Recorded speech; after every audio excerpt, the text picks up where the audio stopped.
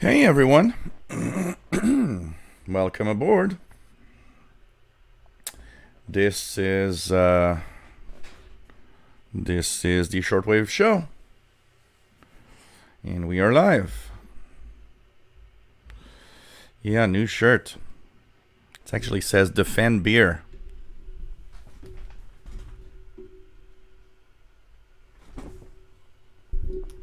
I actually, it's an old shirt that I actually never wear, and I saw it at the bottom of the drawer today, and I said, "Yeah, let's wear it today."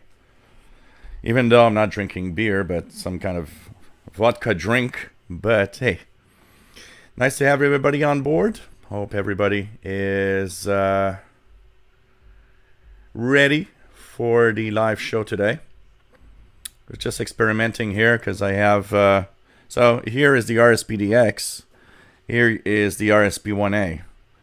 This one is on the MLA30, and this is on the W6LVP loop, and I don't get at all the same reception. It's really, really different.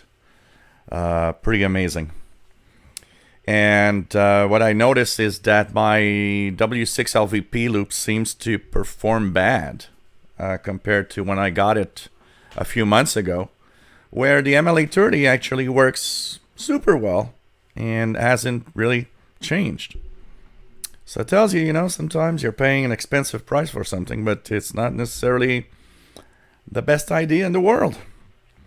So, hey everybody, 4065 by the way, 4065, Channel Z Pirate. It's not very strong here, but I hear it in the background with the noise. Channel Z Pirate is here on 4065.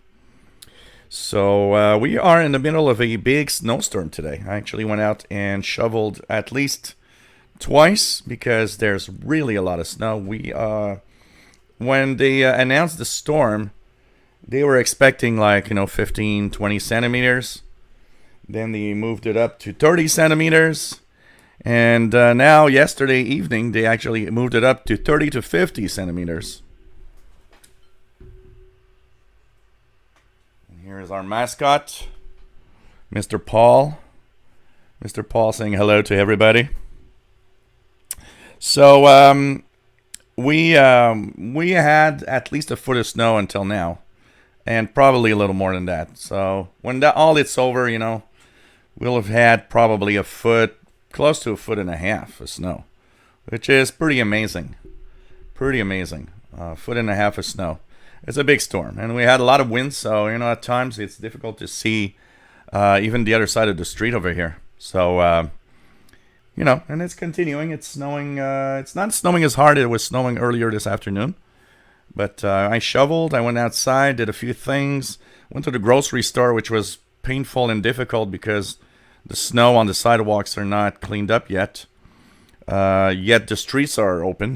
There were some cars. There's a lot of people that stayed home. Schools were actually closed today, so reminds me of when I was young, and I was hoping every time there was a snowstorm that they would actually shut down the schools. And I remember waking up in the morning and being so happy that school was postponed because it didn't snow. It was like kind of a dream come true. And I remember going out. We would go out and play in the snow, and it reminds me of that today. It's honestly, maybe because I don't have a car, I actually like this type of weather. So what are you trying to do, man? I know you're trying to position yourself in a way, but it's kind of difficult. So anyways, we're having some, and it also brings me back to when. Since I started listening to Shortwave, one of the things that's cool is when we had snowstorms. And for some reason, when it's really cold, there's something comforting about being home, listening to Shortwave radio. Actually, in the fact that I was actually testing out the ICOM ICR30, one of the interesting aspects of this is that testing the ICOM ICR30 made me find tons of analog frequencies. And I took out my old Pro 43 scanner and programmed all the analog frequencies in it. So basically, This is fun because I programmed like truckers. I programmed towings. I programmed all sorts of companies that are on the road all the time, the local provincial police, and so on. And there's like, maybe 50 or 60 different frequencies programmed in there. And it's fun because when there's a snowstorm like now, what's cool is that all of these people talk about the snow and how it's hell on the streets. So basically, since like 10 this morning, my Pro 43 was actually on, scanning those frequencies, and I was listening to all of the traffic and of the people that were talking about the snow and all. So here goes, man. I'm gonna go. Wait, in that position, right for that. Here we go. I'm trying to pick him up in a way, but I can't. He's not sitting in the same position that he does usually, so I can't really. So, anyways, always fun listening when there's some snowstorms and snow activity. I mean, it's always kind of cool, and I kind of like that. And of course, shortwave is always found it kind of interesting. You're listening into shortwave frequencies from warmer places like Okay, my camera's just bezonked. Is it better? I think it is. So you have these. No, it's not. Okay, let's just do this. Do that. And we should be back to a normal position. I think this camera is starting to go berserk. I need to change it. So, anyways, it's just like listening to exotic places. Listening to Brazil when it's snowing outside. I don't know. There's something about it that's so strange, and it's just fun. It's just one of those activities when it's like that. Of course, when it's cold and windy and snowy and kind of stormy. There's the other side of being inside and being in your warm home, just enjoying, radio. And it's kind of cool. So, you want to go down or not? No, you don't want to? He's actually looking for a very intense way. He's like looking everywhere. Is there a way I can sleep here? But I'm moving all the time and it's kind of complicated. So, anyways, welcome everybody. This is the Shortwave Show. It's a show where we talk about radio in general. Mostly everything below 30 megahertz, but it can be anywhere also. We are located in Montreal, Quebec, Canada. My name is Gilles. We also have a wonderful, amazing Facebook group with tons of cool people that are just sharing what they listen to, what they actually like, sharing their radio pictures. Some of you making me jealous, showing pictures of a beautiful day where you're doing some radio outside when here it's a snowstorm. All sorts of nice things. It's really, really nice. It's an extension of the live shows. Because the live shows, we have this chat room. And, people interact. And for a long time, people were like, it'd be fun to have some place that we can actually go and chat when all of this is over. I'll be back 2 seconds.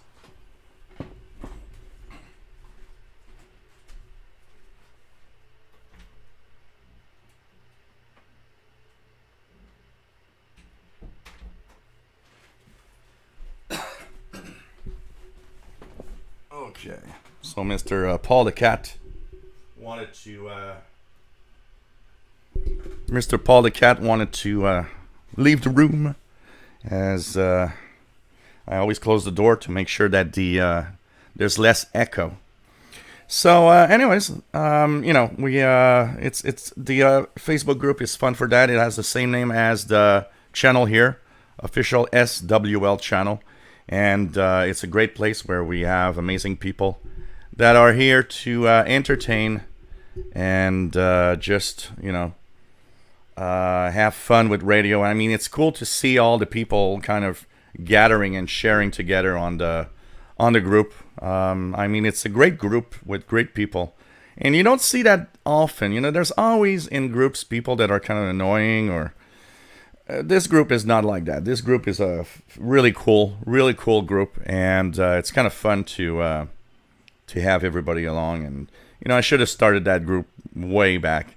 Man, I did a little video to talk about it yesterday, and it actually really boosted the views and the number of people there. So we actually have we were at 466.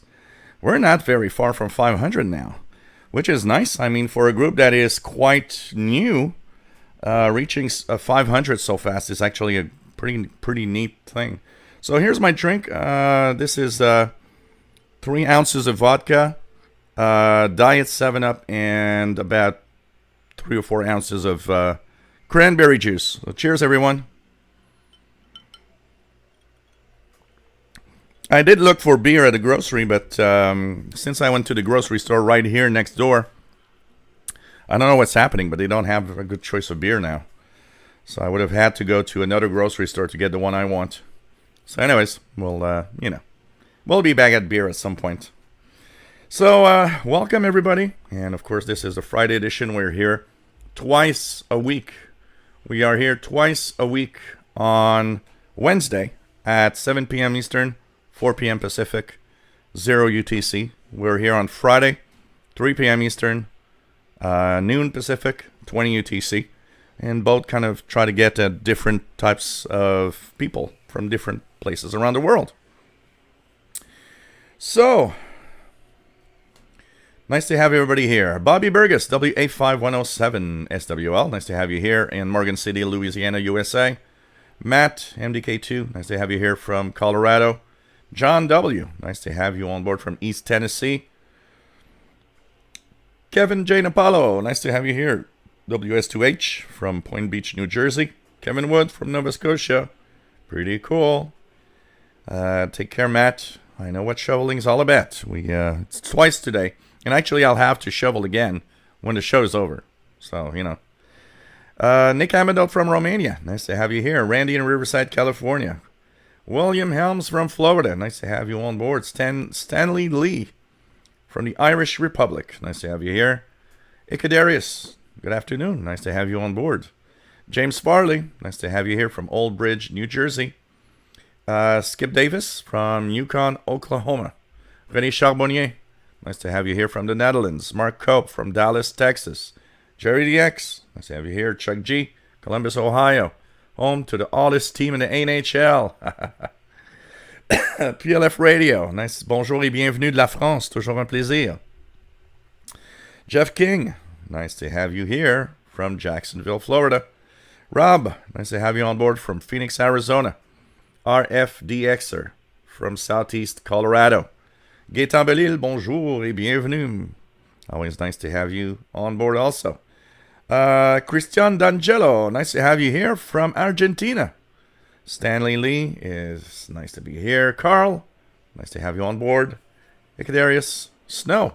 Only if it snowed here in Copperas Cove, Texas. But I don't want it, actually. Caddy Atkins, nice to have you here. Northern Ireland's Shortwave listening from Belfast. Nice to have you here. Mitch, nice to have you on board from Buckeye, Arizona. RFDXer, nice to have you on board. Snowing, and they have 13 centimeters. Cool.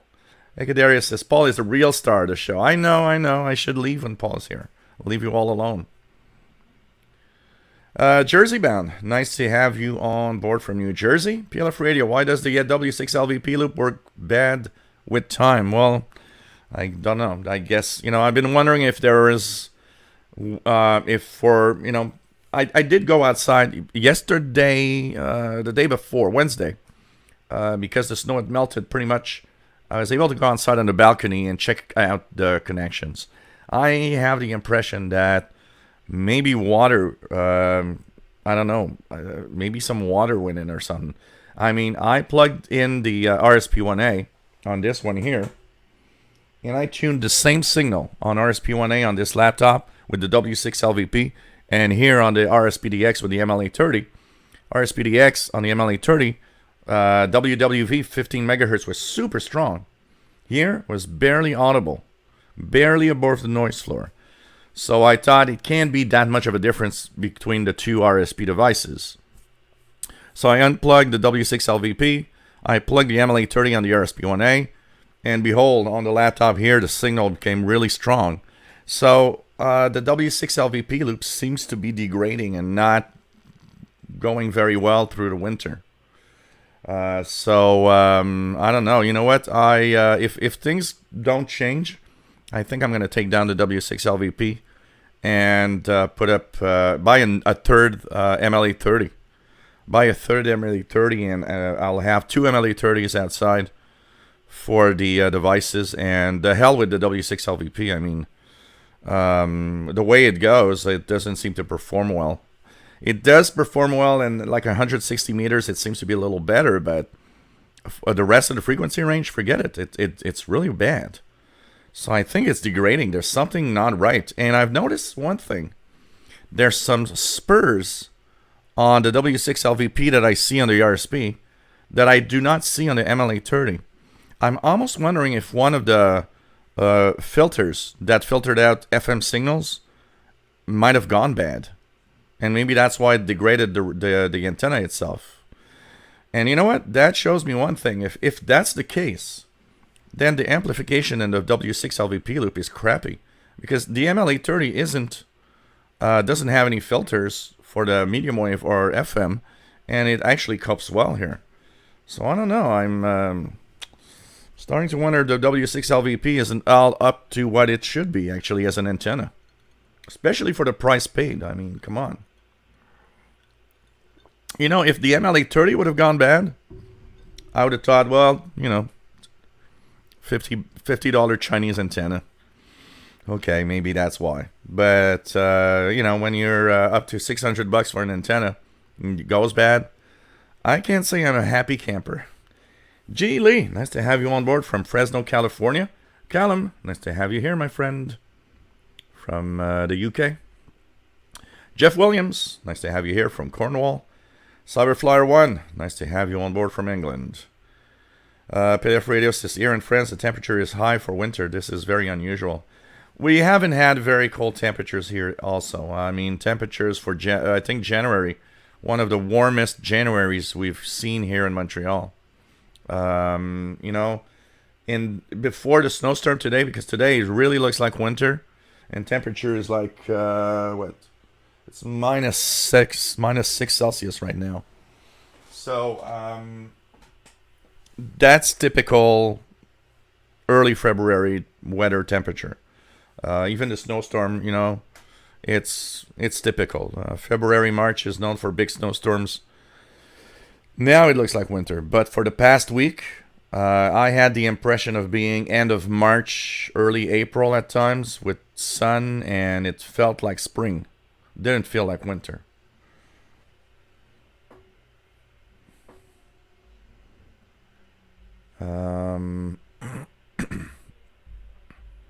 What else do we have? We have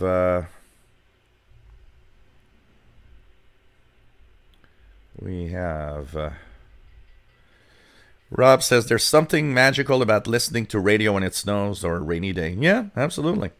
Maybe it's part of, you know, it's like we do something we enjoy. And we do something we enjoy inside where, you know, it's warm and we're you know, it's all right. RFDXer says, I liked Voice of Chile and Radio Tahiti on 19 meters during cold weather. That was back in the good old days. Yep, I remember that. I remember listening to several African stations on the 60-meter band. And even some South Americans like, you know, Ecos del Torbes from Venezuela. And that was kind of a you know, nice. It was kind of a kick. It was like, yeah, it's you know, we're it's cold and I'm listening to stations from countries where it's warm and feels like exotic, you know. Elton Byington, nice to have you here from Baltimore, K3 JWA. Old Radio Man, nice to have you on board from snowy Northeast Tennessee. We have Mickey Delmage, nice to have you here. It was January 11, 1975, and a snowstorm shut down my hometown of Brandon, Manitoba. I heard Radio Yugoslavia for the first time that day. QSL to prove it. Wow, that is cool. John Blank, nice to have you on board from New Orleans. WB5LVP. Name is Jack. Nice to have you here, my friend. Ricardo Silva, nice to have you here from Portugal. Jace Cody, nice to have you here. At work. Don't get caught watching a live show at work. Radio Telescope, hey, nice to have you here. David P. Miller, nice to have you on board from Cherry Hill, New Jersey. Ralph Bender, nice to have you on board, my friend. Samuel Peterson, nice to have you on board. One of the interesting things that I would like just to say is, I do understand that there might be people watching that are not very good in English. But, you got to understand that, unfortunately, we can't allow really, foreign languages in the chat room because we don't know what you're saying. And, you could be, saying bad things and we don't really know about it. So, please, if you come to the chat room, English is required. PLF Radio says very interesting remarks about the W6LVP. Well, it's interesting because I'm really wondering what is happening with it. When the weather gets back to normal and I can access the antenna again, because with today's snowstorm, forget it. I will not have access to the antenna for a little while. But the thing is, I'll check the all the connections again and make sure that everything is all right. But for now, I find it really sad that it just doesn't work well, Nikolai, nice to have you here from Russia, RA3VFC. Larry P, nice to have you here, Larry, from rural Georgia.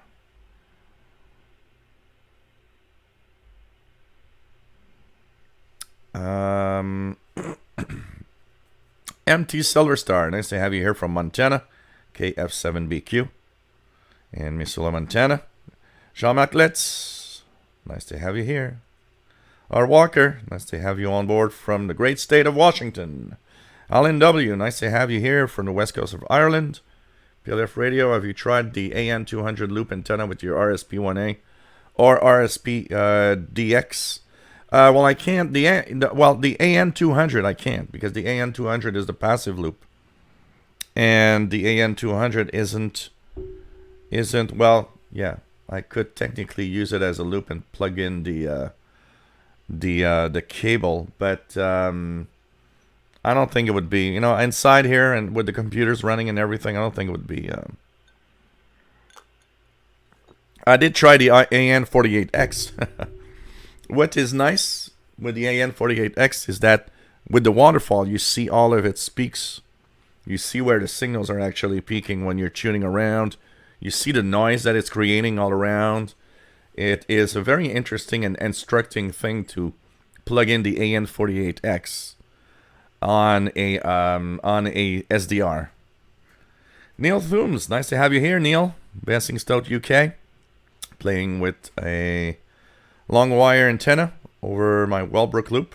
I think the loop might be faulty after 12 years. The bands are so much more alive with the long wire. Oh, interesting. So maybe there's something wrong with the Wellbrook. Our Walker says, got the RSP1A and MLE30 fired up. Cool, our Walker. Nice to have you here. Pablo M. from Buenos Aires with 28 degrees Celsius and rainstorm. Yeah, that's pretty much the opposite of here with the really big snowstorm. Our Walker is listening to San Francisco Control, talking with airliners on 11282. And I want to remind everybody, because it's still there, although it's not very strong, 4065, channel Z Pirate. René Charbonnier, is it also possible to receive Radio Falklands, and do they have shortwave there? Long time ago, they did have shortwave. Long time ago.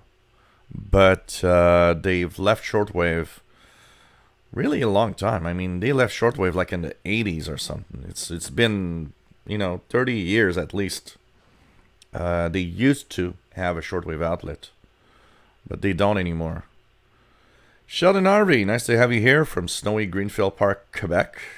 James de Calais, nice to have you on board. Toujours un plaisir de vous avoir parmi nous. And hello, Paul the Cat. I hope you want to eat the big starling next to you. Okay. AB. Do I know who Tony Beats is? The name rings a bell. Brent, nice to have you here from Brockville, Ontario, Canada. Bill Mead, nice to have you here from Pennsylvania. Yeah, it's actually a shirt that I won at in a contest.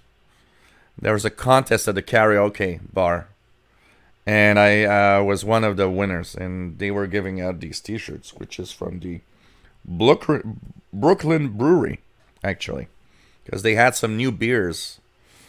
And if you would buy one of those new beers from the brewery and participate in the karaoke contest, you had a chance to win a t-shirt.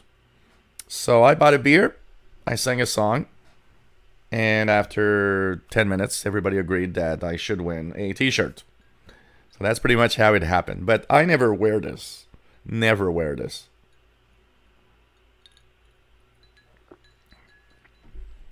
Max Estrong, nice to have you on board from Michigan. Radio Nut R, nice to have you here from southwestern Ohio.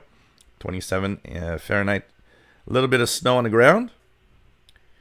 Gaetan Bellis says here in Sainte Sophie, Quebec, my network is unstable. Snow probably. Oh, it's possible.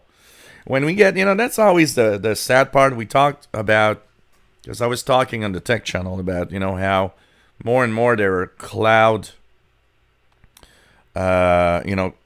cloud-based things, including trying out, game streaming services. And, you look at that, but you also look here. You look at, I'm doing a live stream here. And one of the first things that everybody came back in comments is, when you live in a rural area or a smaller town, one of the first thing that always pops up is how unstable and how delicate sometimes the networks and the internet can be, actually. And this is something that is still a big problem. And I mean, look at how many people probably can not even, people living in rural areas that would not even be able to watch a show like this, because you need, a good internet connection to do so. And basically, it's a huge problem. And that's where, we always talk about how radio actually is nice, because radio is here to, it's capable of, wherever you live, you can listen to radio. And I think, that's why radio is still very important, because not everybody has necessarily good access to internet, and not everybody has necessarily a good connection all the time. I mean, it's the big problem, actually. And, in a big country like Canada, giving internet access everywhere is a big challenge. And giving good connections everywhere is a big challenge. DJ Calquito DR, nice to have you here. Shame that CB band is dead and nowadays in Europe. It comes alive. It comes alive when the the propagation is there, but it's not the same. I mean, here, let's just go to 27025 here. So here we go. So here's the CB band.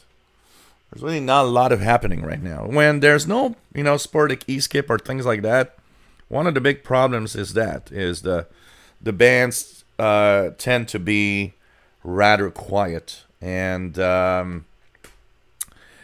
is the problem today. And I mean, there's obviously not a lot of people doing CB anymore. It's something that was really cool in the 70s and part of the 80s. Here I have a few regulars I've noticed, and they're still there. there's a gang on a single sideband on channel 16 almost every night. So I tune them in regularly. It's interesting because they are CBers, but when they talk, and I sometimes rant about how uninteresting ham radio conversations can be. It's like old man talking about their prostates or something. And you're like, yeah, okay, that's not what I want to hear on the amateur radio bands. I mean, it's fine. You talk about whatever you want, but and then you go to these guys on channel 16. They are not hams. They are on lower sideband all the time, and they actually have super interesting technical talk. Almost every time that I tune them, when I hear them, I stay there for as long as they're talking, because they have tons of technical reference and talk, and it's like, I find it super cool. I was thinking the other day, it's like, man, I need to have a single sideband CB. I'd like to join in the conversation with them, and maybe I'd put back up my 102-inch antenna. It's just funny because, you look at that and you're like, yeah. It's funny how that's where also we talked here about how ham radio operators, some hams, kind of bash the CBers and say, well, you're just a CBer, or the same thing for some shortwave listeners. Well, you're just a shortwave listener. You don't know what you're talking about. And then you look at these guys and you're like, well. It's more interesting to listen to 2 guys, 3 guys on the CB on channel 16 than it is to listen to ham radio operators having contacts on 80 meters at night. So here there's a little bit of activity, not a lot. Of course, compared to the 80s, it's quiet. But, like, for example, we're having a big snowstorm now. What's going to be fun and what I like in the winter is when the snow crews actually start removing the snow. They hire, of course, they have privately owned companies that have trucks. So the snowblower actually puts the snow in those trucks. They go and dump that snow. And those trucks actually communicate with each other on CB. And you hear them talking, asking where's the snowblower and so on. So it's kind of fun because what I like is you kind of follow them through the streets and you know where they are. And I always find that kind of interesting, And so there's some stuff like that. But of course, the bands do come alive. The CB bands do actually come alive when skip happens. I mean, right now there's nothing, but I can tell you if there would be some Sportic E-skip or any type of skip that works to the US, you would hear tons and tons of stations on channel 627025. And it definitely, there's a lot of activity when propagation is there. That's for sure. Max S. Strong, you're happy to have the on the air sign back. Yeah, well, I haven't been on this side for quite a few shows now. Thanks, PLF Radio. I'm happy to have that. Here it is. I printed 2 copies. I'm very happy to have my my shortwave call sign for those that have not seen it. So I got my official shortwave call sign, VE2029SWL. So I printed 2 on photo paper and it makes a very, very beautiful diploma kind of, or a certificate. And I'll put it in a frame and I'll put one here and I'll put one on the other side so that there's always this showing up. Next step will be to have my ham license and have the same same type of certificate with a my ham call sign. That's the next step. Definitely the next step. Man. So yes, as Sheldon is mentioning, Winter Shortwave Festival. So there's the keynote banquet speaker that has been announced. Dr. Kim Andrew Elliott, formerly of the Voice of America. You also might know him as the guy behind the Shortwave Radiogram. It's Kim Andrew Elliott that actually does that also. So that's cool. And shortwavefest.com, as Sheldon is sharing. Don't forget, it's happening at the end of the month. So hurry up if you want to join in. We will be live on Friday. I believe it's Friday, Friday the 28th of... is it a Friday? Let me just check the date here with the calendar. Yeah, 28th. Friday the 28th. We will be having a Skype with Sheldon from Winterfest at our 20 UTC show. So that's going to be fun, as we'll have the pulse live from Shortwave Fest of what's happening and how fun it is. Zachary Owens, nice to have you on board from Virginia. One of the silent ones who never says much, but huge fan of yours. Watch all your videos. Wanted to say keep up the work. Thanks, man, Zach. It's much appreciated. And, you know, there's a lot of people. When you look at the names, you know, in the chat room, it's obvious that there's a majority. Actually, I would say there's a majority of people that actually are silent and never interact. But it's fun to know that you're there. It's fun to know that, you know, you're there in the background and watching. And what's nice with YouTube, you know, I wish there would be that for the International Radio Report on CKUT. You know, it's fun. It would be fun to have a streaming counter, for example, when we are live on CKUT, me, Sheldon, with the International Radio Report. It'd be fun to see how many people are streaming.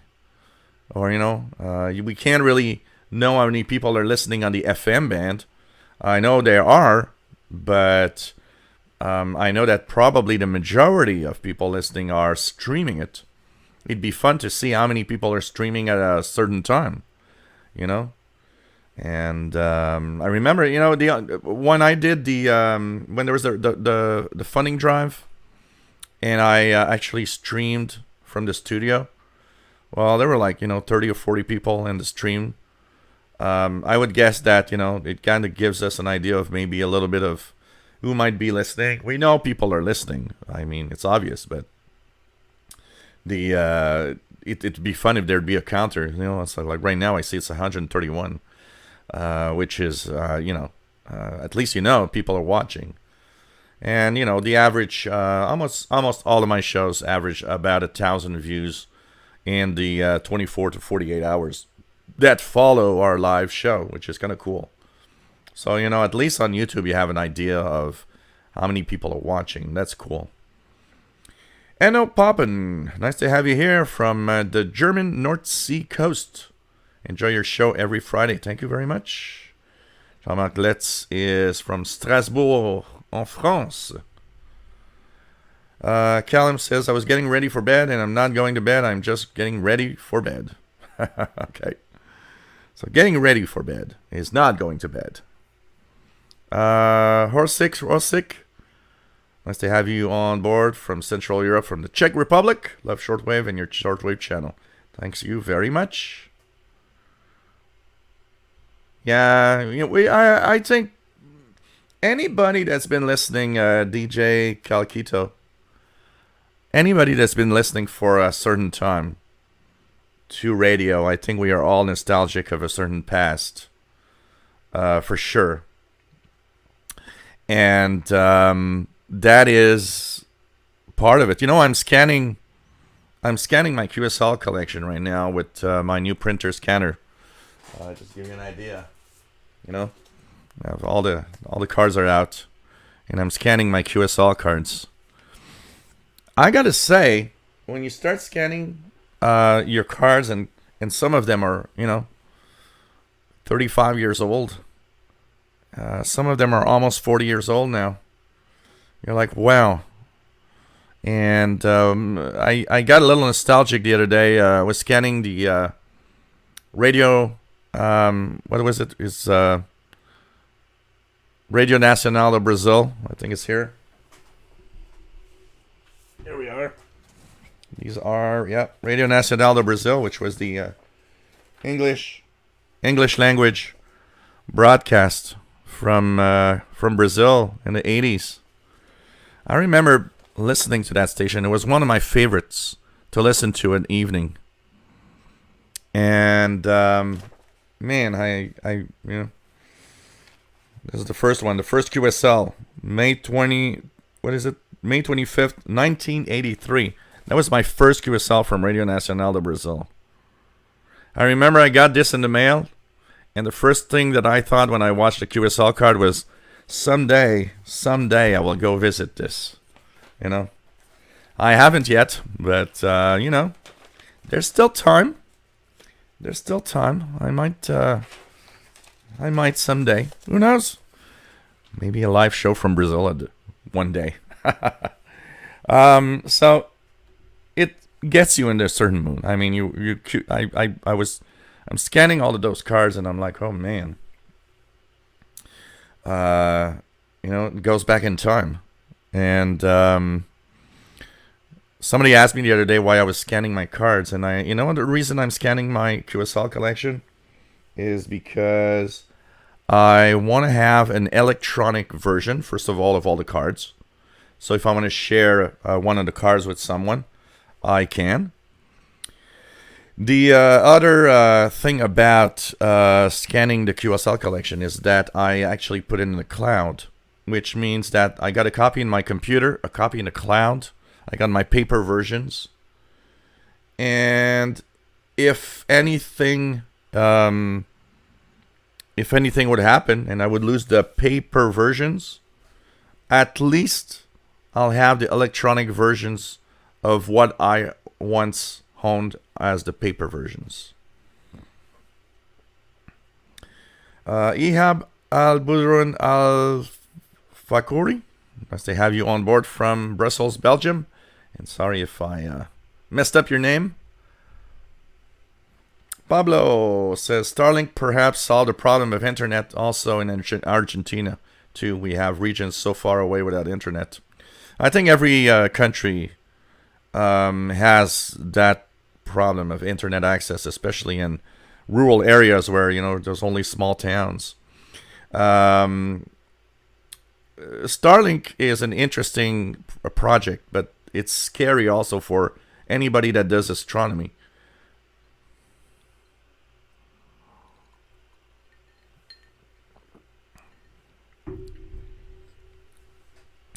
So it's kind of interesting. What else do we have? Vault, nice to have you here from Latvia. Oh, they have solved my noise issues, because what you see here is nothing compared to if I put my sloper. So they have solved it in some point, but here it's very noisy. So, a loop is not a miracle antenna. It helps, but it's not a miracle antenna either. So, and that's what I always want to say to everybody that wants to buy a loop. A loop is nice. It's not a miracle. So you just gotta know that. But in most cases, it brought back a lot more radio stations that I can listen to, Vaults. It is definitely better. But noise is noise, and I live in the middle of, smack in the middle of a big city. So I have no choice to live with it. And there's so many crazy things, depending on the time and when I listen to different stuff. It's there are times when, for example, what you see there, and there are lines right there. There are times when that happens, but I might actually be tuning in tomorrow and that is not there. It depends on time of day and maybe who's around and what they're using, and so I don't always have the same lines like that. But you know what? They have improved my listening a lot, to a point where I'm happy to have the loop, because I'm listening to stations that I couldn't listen to anymore. A great example, 6070 CFRX Toronto. That was an easy catch when I was at Perry Island and just in the park. I would just go to the park here, 5 minutes. And in the middle of the park, I would listen to CFRX with a portable and telescopic easily. Here, with the sloper, it was impossible. And not just the sloper. I mean, since I'm here, I had a 50 feet of wire and a tree in the front. I had 100 feet of wire in a telephone pole in the back. I had 75 feet of wire in a different direction. And then I had the sloper. It was another direction. And all of them had huge noise problems. Here, a wire antenna is out of the question. And you know what? When the loop arrived, so CFRX was washed out in the noise. There was no times that I could listen to CFRX 6070 unless there was a power outage across all the neighborhood. Then things would be good. But the loop, I actually, it's a little noisy, but I do have a pretty good and easy listen to CFRX on 6070. So it fixed and lowered some of the noise, but it's still very noisy here. Icadarius, yeah, Smoking the Bandit. Absolutely. My battery is running low. Well, these batteries are really, really bad. I wanted to talk just one thing about this, just out of curiosity, because I get this question all the time, and it's perfect to show. This laptop is a original Core Duo. It's the first in the series of the Core Duo laptops. This laptop is a 1.5 gigahertz Core Duo from 2008. And one of the first things that also why I set it up today is I wanted to see if it could run my SDR Play RSP 1A and SDR Uno. And you know what? It actually is interesting because it shows that even though when I start running it, the CPU goes up at 70%, it still can run it. So if you're wondering how much power you need to run just the basics of the SDR, look, this is a 12-year-old PC, and it's running it. And it's running it pretty well. So this is something cool because I do get that question all the time. So how much, how powerful does my computer have to be to run the SDR Play RSP 1A? Or, you know what? You don't need that powerful of a computer. So I'm just going to shut it down.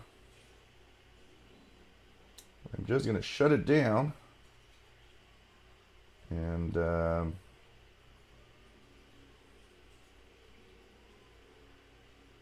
going to shut it down here. So, you don't need that much of a powerful PC to actually run this.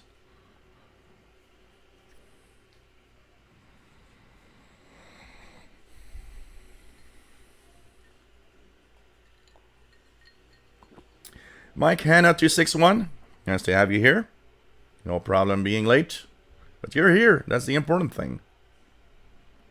Max Headstrong heard some fascinating radio discussions over the years on the ham bands. Wish I had recorded them. Oh yeah, you will find hams that do talk about technical stuff and have interesting conversations,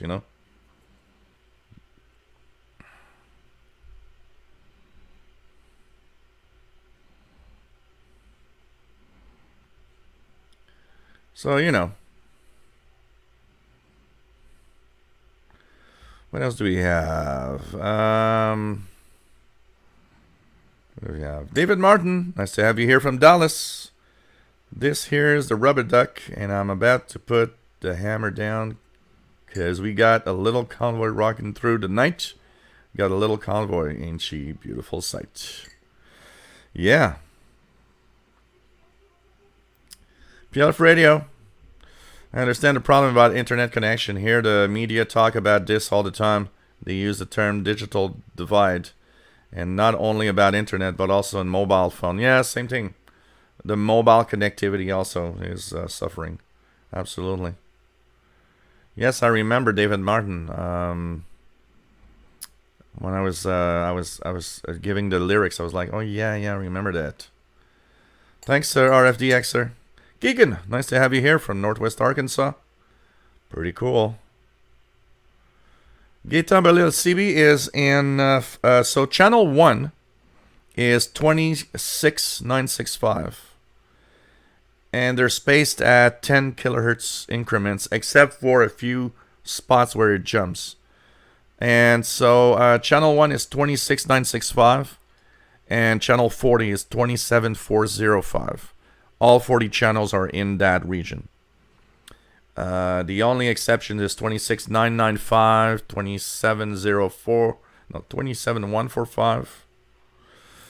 And I'm trying to remember without the other spacing, but those are for radio controlled stuff. If you had a radio controlled truck, for example, in the 27 megahertz frequency, they were using those frequencies in between. But 26965 to 27405, all 40 channels are in there. Horse6 says there's some station on 4770 kilohertz. Sounds like time signal. I'm from the Czech Republic. What is it? 4770. Does it do like a chirp thing? Like a chirp? That could be that you're listening to Kodar. 4770, I believe. Let me just check the Kodar stuff here. So it's a little low for the Kodar. But it could be some Kodar, which is a type of radar to measure the ocean wave height and speed and direction. Because apart from that, if I look here, I'm just gonna look at the IBI space. The IBI space has nothing on 4770 as any station, so. Maybe you're wiring some Kodar on your end. It wouldn't be impossible.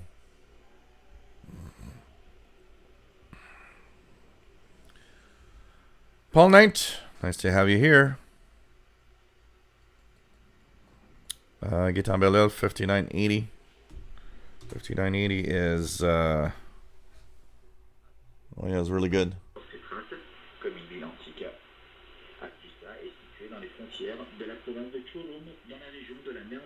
This is very, very strong signal. And 5980.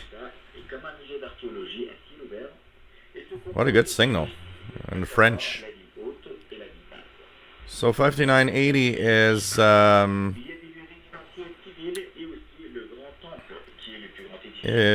what is it?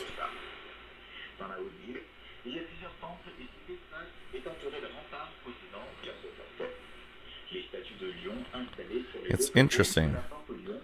5980 on EIBI space.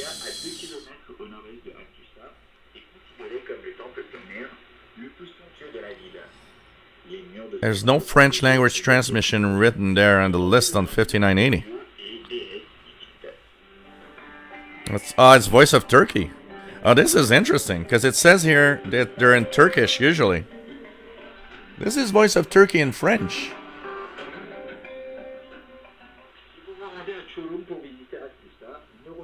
And it's actually very, very nice. Very good signal. Nice to see that Voice of Turkey. Wow. Maybe they added this new French language transmission at this time. 5980. Because here it does say Voice of Turkey 17 to 22 on the EIBI space, but it says that it's a Turkish service. So this is going to be interesting to check out if they do that all the time. Voice of Turkey in French. They actually have, right now, for those wondering what they're saying, it's a kind of a travel show talking about what you should visit and where you should go. Paul Knight is in Salamanca, New York. Nice to have you on board. Trucker Daddy, nice to have you on board, John. Pretty cool to have you here.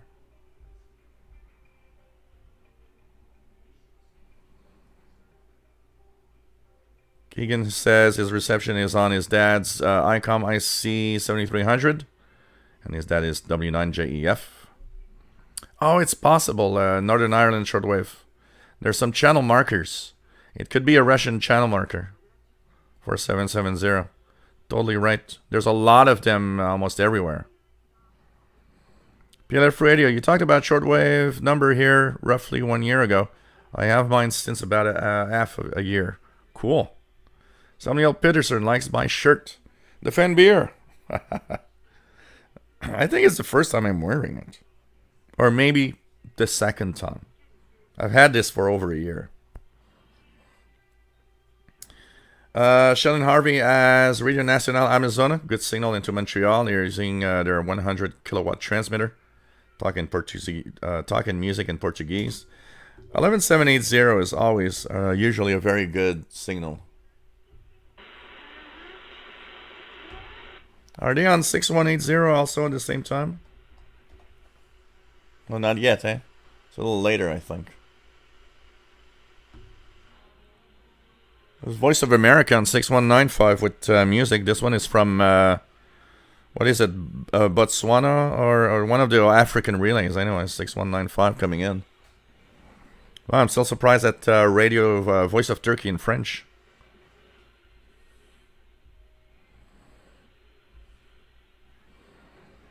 What's my last QSL card? What you mean is the most recent QSL card? I haven't received a QSL card in at least, I'd say 2 years. 2020. Maybe I got something in 2018. I think the last one would be in a pile that's here. And I think, I'm not sure, but I think the last card that I got, the latest one, is about 1.5 years, 2 years ago. And I think it's from WRMI out in Okeechobee, Florida. DJ Calquito says about the XH data D808, very rare to copy CB stations. But tune around. You'll be surprised. Maybe you'll see... Kadarius, your cat Paul should have his own call sign. Oh, that'd be nice. I wonder if they'll accept it if I put Paul the cat and send for a call sign.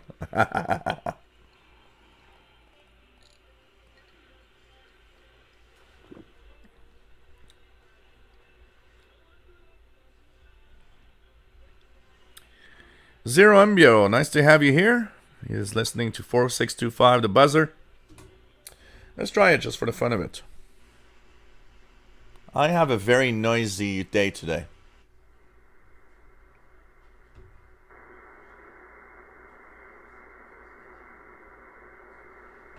Not hearing the buzzer right now. It's a little early though. The sun is setting in an hour. You know what? I was wondering because I noticed that today it's noisier on the loop. And somebody told me that he was using an MLA 30, and every time it rains or snows, that it seems to be noisy. So I'm wondering. So hey, we're moving up there, eh? 156 watching, pretty cool.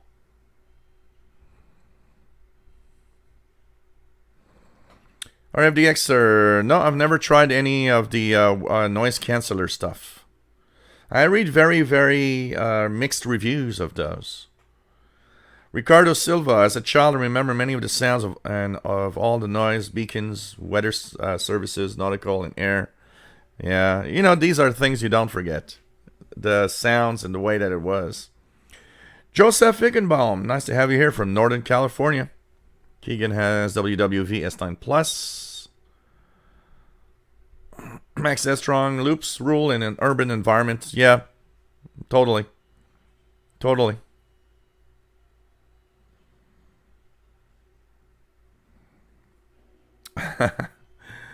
Ricardo Silva says, my grandfather's multiband radio was many nights better than music. Oh, yeah. I mean, I was a big fan of music, so I would share in my teenage years, I would share my music listening and shortwave listening. I would go from one to the other. Still remember using my buying records and actually listening to them on the my parents' Sears stereo. Oh man.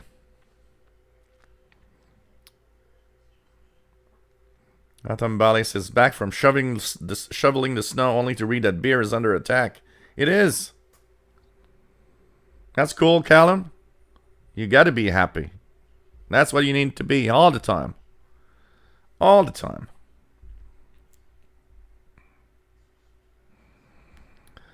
Um,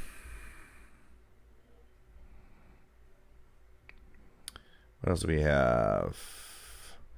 DJ Calquito says, my Fridays in the 90s was doing Pirate FM 107.0 transmission. Oh, man. I remember doing I had a little kit with an AM transmitter, and I would do pirate radio on the AM band. And call up my friends to ask them if they hear me. I would call up my friends that live like 2-3 houses down, and, tune to 1040 kilohertz. Do you hear something? And I remember my favorite frequency as a pirate, because, the kit didn't have any frequency display. What I would do is I'd use one of my shortwave radios, my DX302, with its frequency display. And I would carefully tune until I see that I'm centered on 1100 kilohertz. And when I was on 1100 kilohertz, I'd start like a Friday evening pirate stuff. It was a very low power transmitter, but I would actually had boosted a little bit. So instead of being that part 15 transmitter, I was probably illegal. And I was plugging it on my 100 feet wire. And then I would call all my friends and I'd tell them, do you hear me? 1100 kilohertz. What do you hear? Actually, what I would do is call them and say, do you hear music on 1100 kilohertz? And, they would say, well, wait, I'm going to go tune the radio. And, and someone would say, well, I don't hear anything. I was like, oh, man. And then my 3 or 4 houses down, one of my friends that we would always play together was like, yeah, I hear music. I was like, oh, cool. That's me. I'm doing a pirate station. Oh, man. Just hearing that somebody was listening or hearing me was like, wow, this is so cool. Oh, man. R. Walker has his SDR Uno on his HP Envy from about 10 years ago. Yeah, it works really well. Yeah, that's for sure that the bandwidth is not going to be... I'm not going to get the 10 megahertz bandwidth. But you know what? It just shows that if you have an old laptop lying around and you're not too picky, you can actually run an SDR quite easily. Rifleman 336, nice to have you on board. Alex N8UCN. Keegan has CHU 7850. That's the time signal from Ottawa. Simon Templar, nice to have you on board. Happy Friday to you too. Pretty cool. Skip Davis just posted some CB Skip video. I just took and posted it on the official channel on Facebook. So cool. Nerdy Gray Fox, nice to have you on board. Emile from the stormy Quebec. Cheers, everybody. And yeah, pretty stormy here too. Lots of snow. Helen Lafferty saying hello. Also, we have, let me check the email.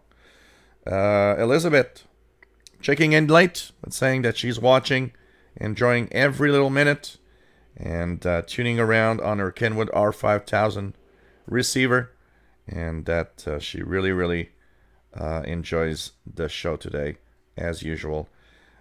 She says that she really enjoyed the questions and answers that I gave on the show on Wednesday also. So it's pretty cool. And welcome aboard, Elizabeth, from Regina, Saskatchewan, Canada. Rodolva65 from New York City. Horse6 says, hello, I'm your fan. Sidvic, good afternoon. Nice to have you here from Gander, Newfoundland, Canada. PLF Radio, did you get the connector between the MLA30 and a portable radio? I told you via email weeks ago. I actually have my own connectors. What I need to do is a video to show everybody, because I need to actually show them that is what they need to use, because it's probably the number one question of any people that wants the MLA30 is, how do I actually plug that on my portable radio? Because here I made my own little cable and I'm happy with it, so I'm not gonna buy necessarily the connectors, but it's mostly to show the others. So thanks for sharing. Brian Penny from Cape Cod, Massachusetts. Nice to have you here. And of course, he's the guy behind the famous on the air sign here. Oh, I forgot somebody earlier. I went through, I saw it, but I didn't answer the question. Somebody asked me what's the radio on my left side here. So here you've got three radios. You've got, this is a scanner radio. It's the Radio Shack Pro 92 trunk tracker. Here is the Grundig S450DLX receiver. And on top of it is the Degen DE1106 short receiver. So Pro 92, Grundig S450DLX, and Degen DE1106 receivers. So sorry that I kind of forgot to answer the question. Gaetan Belil, 5980 with an ML830. Cool. Horse6 says, what's the best radio I've ever tested or I tested? That's a tough one because a lot of the radios are actually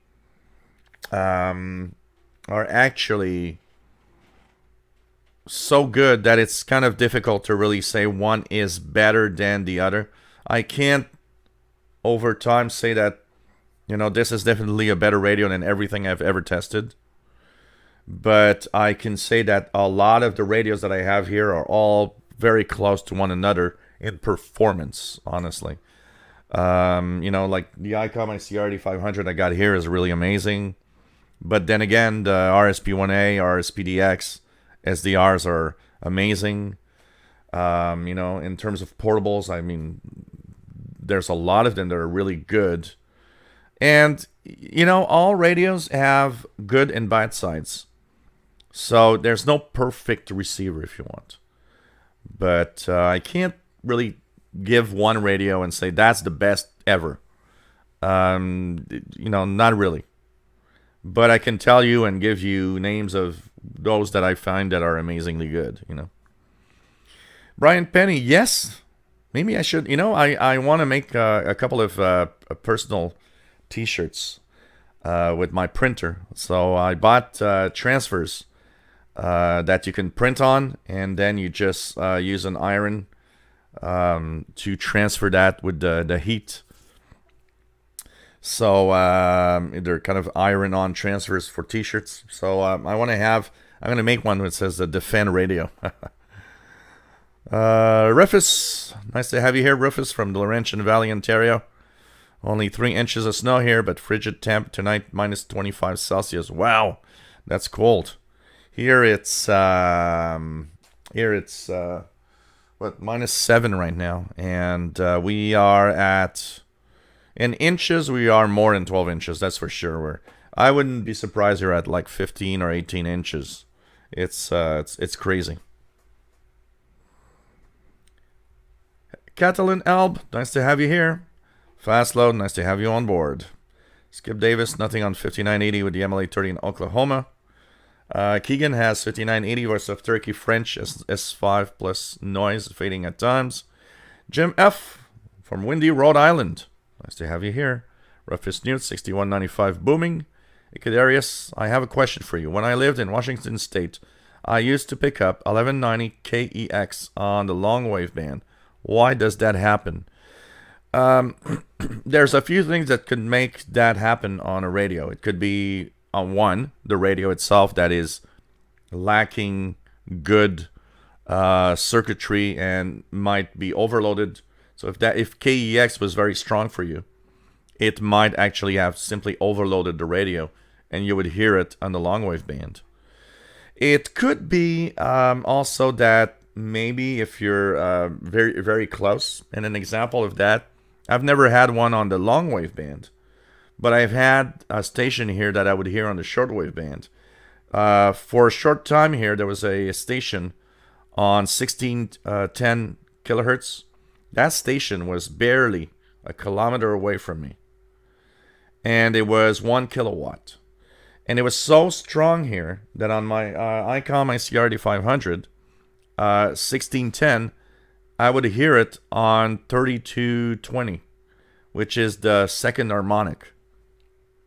So you could have maybe had a long wave harmonic of some sort of 1190 KEX.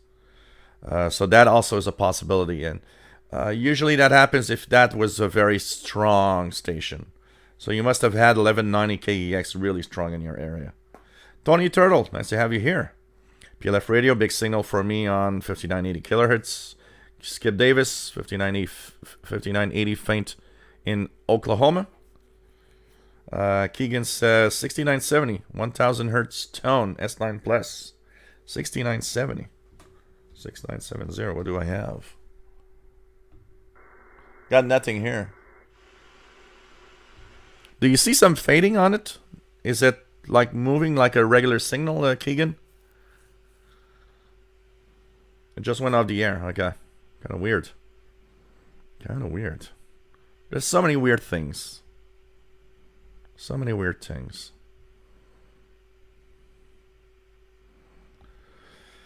Okay. Let's go down. Let's go down. Let's go down. Let's go down. Catalan, what is the highest frequency that can be received with a mag loop antenna? In other words, can mag loop be used for 800 megahertz or 2.4 gigahertz?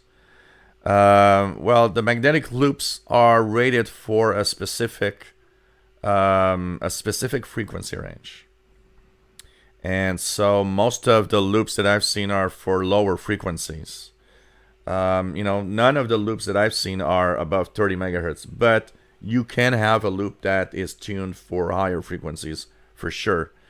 You just got to find that the mag loop is rated for that frequency. It has to have what is needed to be tuned to that frequency.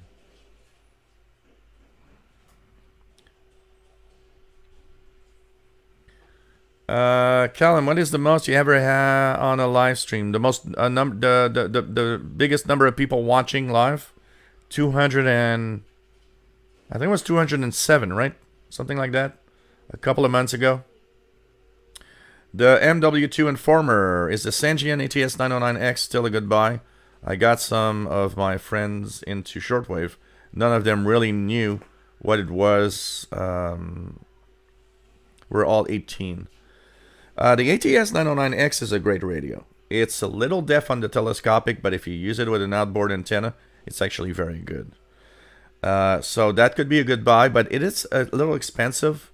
And I would say that if you want to turn on your friends to radio, maybe a less expensive radio like the XH Data D808. XH Data D808 is maybe a cheaper alternative and a very, very good radio. PLF radio, maybe the loop antennas need some kind of protection from bad weather. Well, actually they are, I look at the I look at the antennas are made and are meant to be outside, so technically they don't really they shouldn't need any protection. As long as you keep them from, the amplifying circuit is kept away from, water and all of that, technically it shouldn't need any type of special protection.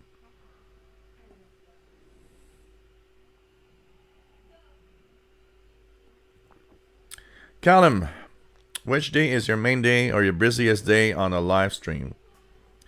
Friday live stream usually has more people than the Wednesday live stream. It's pretty much always like that. Sheldon, heard that Duran causes QRM to shortwave signals.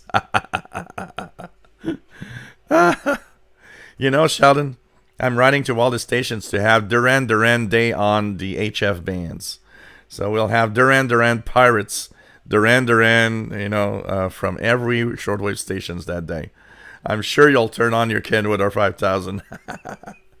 Actually, you know what, Sheldon? I'm almost positive that if Sunday you are tuning a pirate and he plays only Duran songs, you're going to be convinced that I'm the guy behind the pirate station. Esteban, nice to have you here from the Canary Islands.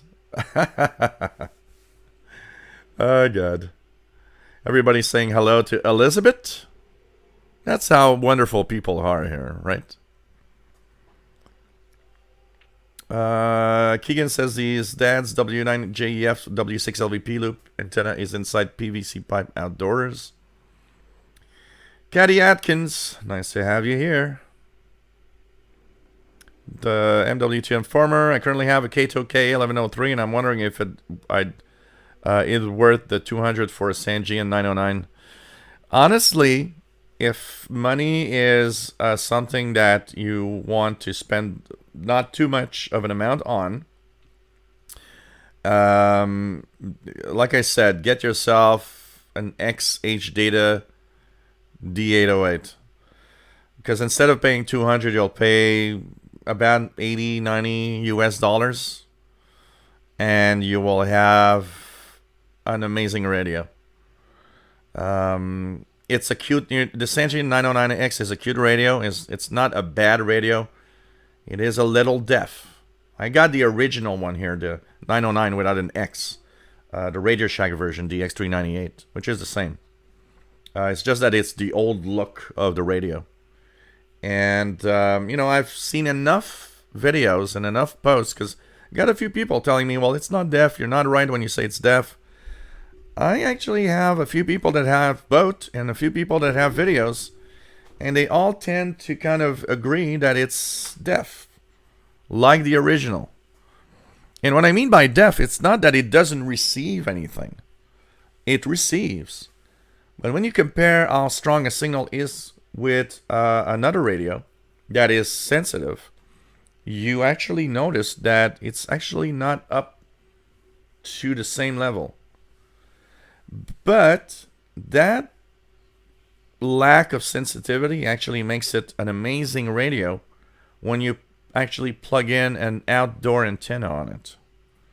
It actually suddenly comes alive, and because it's less sensitive a little bit, actually doesn't overload as much as a portable radio.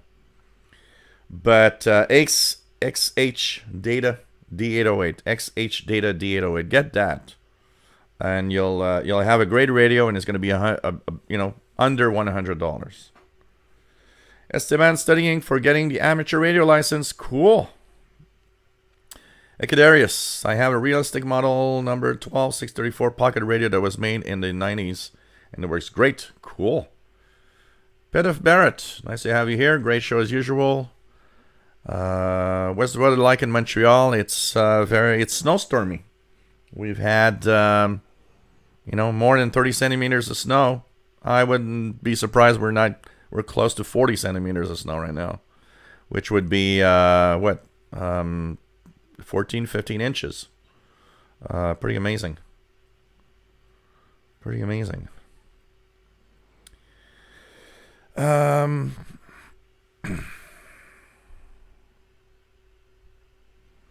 I'm not on any forums. I'm a W2 Informer. I'm really not much of a forums guy. Philip Radio, I think you can list the worst radios you have tested. Oh yeah, that I can list my worst radios. That's for sure.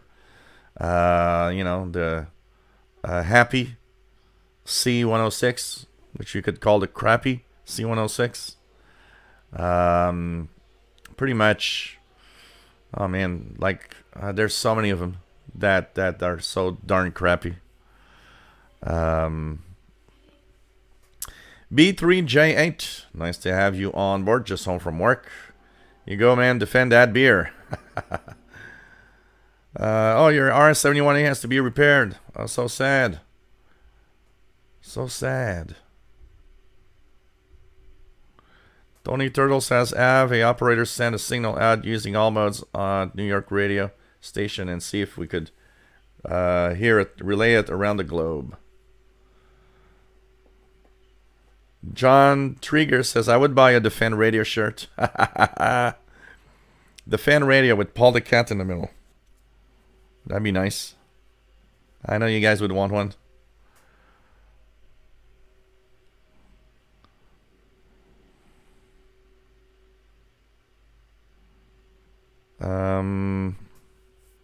Simon Templar would buy one that says Defend Radio.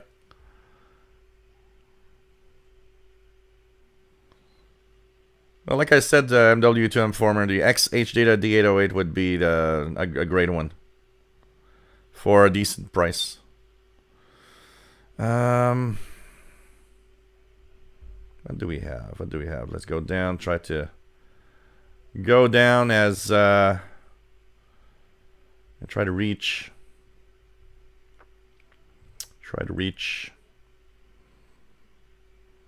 S01WS Western Sahara on 7174 at 2108. Weak but readable in Chicago. And 9 JCQ 7174.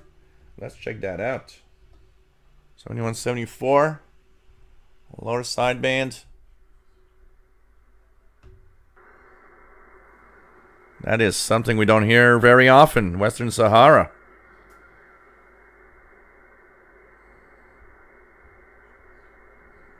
Stanley Lee thinking of getting the Gredig 800.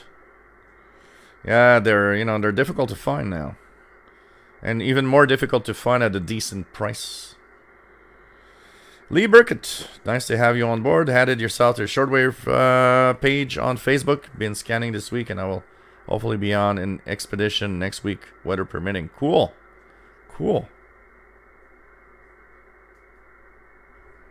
Dan 805, nice to have you here. Honestly, all the portable receivers that are above, for me, a portable radio that's above $200 is too expensive. There's so many examples of how $100 brings you an amazing portable that I know some of you have the C Crane and all of that. I still find that they're too expensive. That said, if you have one and you're happy, that's the important thing, and that's it,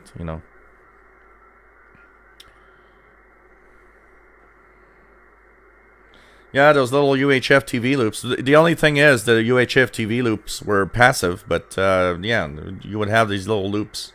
Because, I mean, you can have a loop at any frequency range. You just need to, make sure that...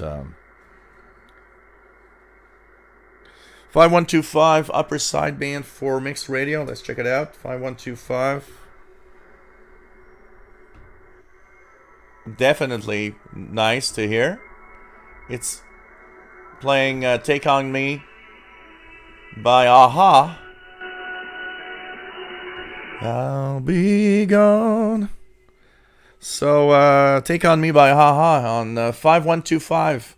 And Mixed Radio International is amazing with that very wide single sideband signal. I mean, it's so wide. It's really, really nice when you actually extend that filter to receive how wide it is. I mean, man. So Mixed Radio 5125 upper sideband, playing Haha. Take On Me right now. Good signal. 4065 AM channel Z. Swamp 102, nice to have you on board from Florida. Esteban, what is the most short, efficient antenna for 7 megahertz band? If you just want to receive MLA 30 loop, it's small, very efficient. If you want to want to do ham radio operations, but then I don't know exactly.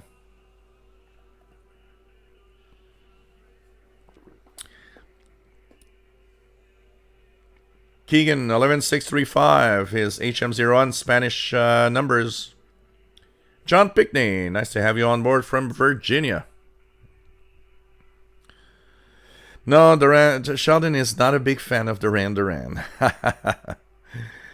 David Martin listening to Channel 15 conversation with MLA 30 RSP1A 27135. Not real clear, but readable.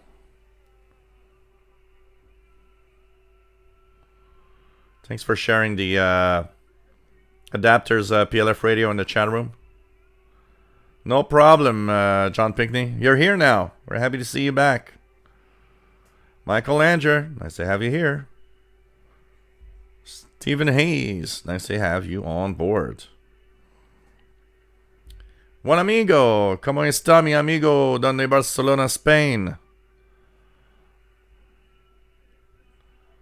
John Pickney says, QSL mobile hams from Virginia while you can. Mobile ham radio becomes illegal on 1st July unless the ham is a passenger.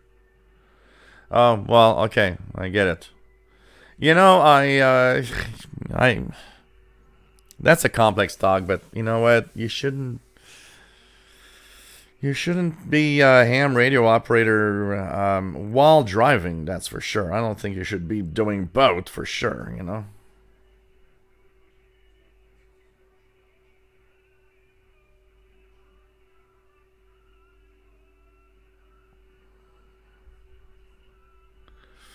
Keegan has 11640 China radio in English with interference from HM01 on 11635. Wow. Interesting. That is interesting.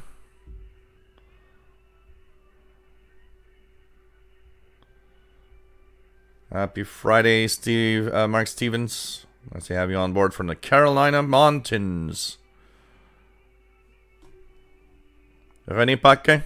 Nice to have you here. Okay, Darius, make a shirt that says Paul the Cat is King. Oh, yeah. John Pickney been experimenting with DX from an experimental station in this area, WWFD, 820 kilohertz. All digital all the time, 1.3 kilowatt day, 0.43 kilowatt night. Gets out better than it should. Wow. Carl Sanson, nice to have you on board. AOR's 5700D released in the UK. I need to check that out. New receivers.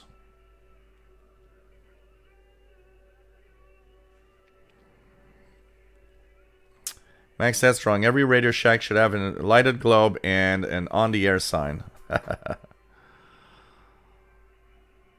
John McLetz using 20 SDR located in the Netherlands on December 30th. We found CB band activity.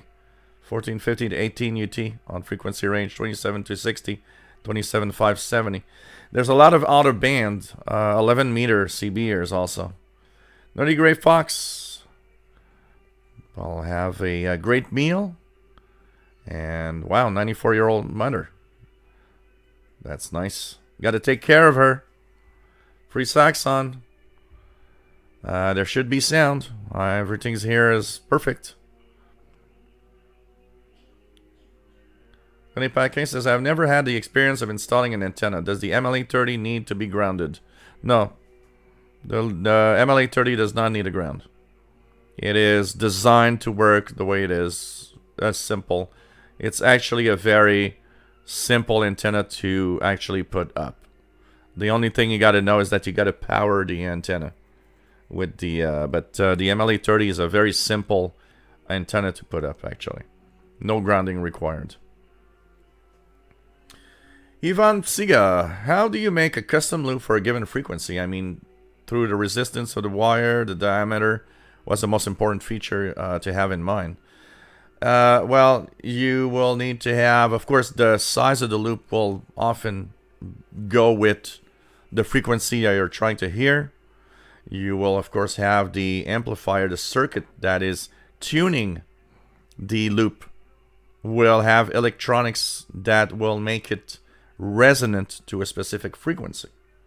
So, for example, the MLA30's circuit is designed to have that resonance in the shortwave spectrum.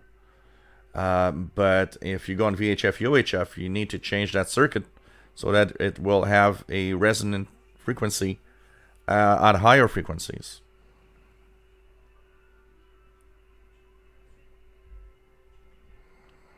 John Pickney, the General Assembly of Virginia is about to send the governor a law banning use by a driver of all handheld electronic communications devices. Although aimed at cell phones, ham radio isn't excluded. Yeah.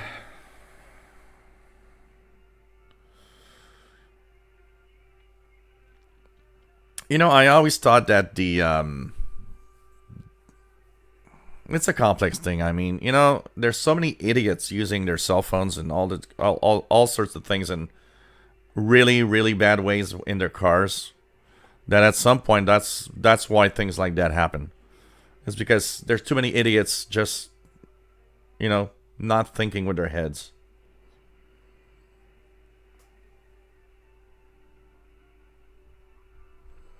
Mad Boy, nice to have you here. Keegan, 11720, Voice of America, English, says 9+. Esteban, receive and transmit. I have space in the roof, but I was thinking antennas with low inductances. Well, still thinking on that. Huh. Anybody have a small antenna idea for our friend here with 40-meter receive and transmit capabilities? I think that is something to that probably would be interesting for a lot of people.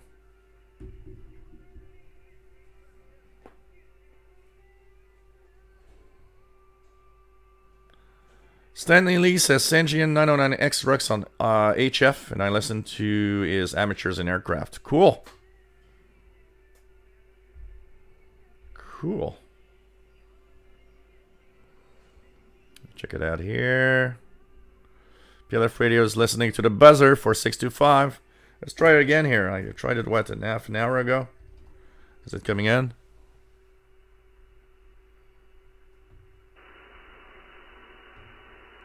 I heard it a few days ago. It's one of those frequencies that I go all the time and try out. Let's try channel Z Pirate 4065. Yep, channel Z Pirate is there. It's not very strong, but it's there. But 5125...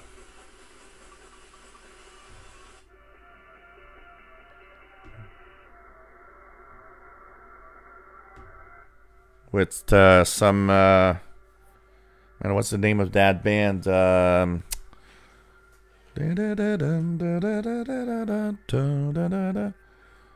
What is that? Oh, man, I'm trying to remember the name of that song and the band from the early 80s. Enola Gay song. So, Enola Gay song.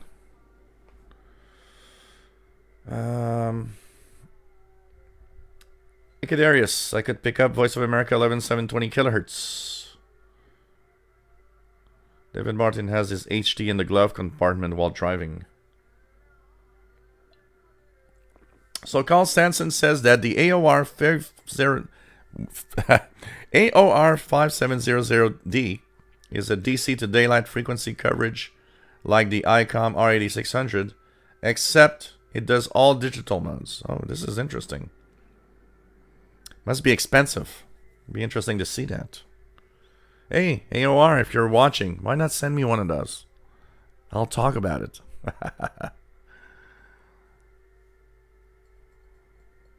Oh, yeah, but you know, John Pickney, cops are allowed to do everything they want. Man. Keegan, 11780, Radio Nacional Amazona S9. Brent has 11780 also. David Martin suspect that hands-free ham radio world would be okay to use in a vehicle, like cell phone hands-free. I would guess. Simon Templar can hear the buzzer here in Portland, Oregon.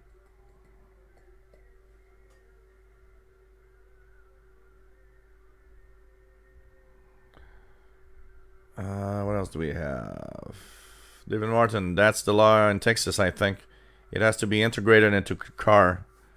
I don't know what's the law here in Quebec, because here, of course, we are one of those places where you can't use your cell phone unless it's totally hands-free.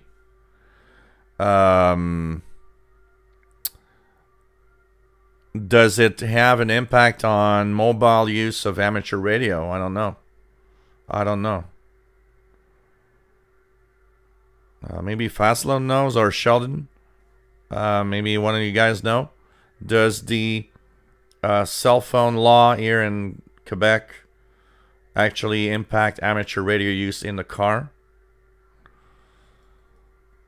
Redolva 65 getting channel Z on 4065.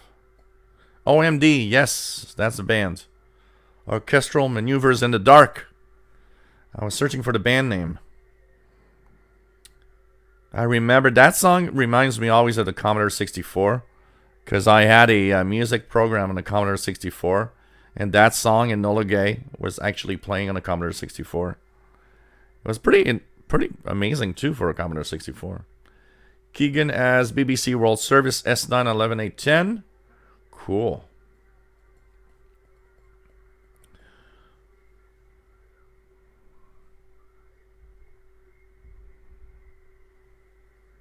$5,500 US. Wow, that's an expensive radio. That is really an expensive radio.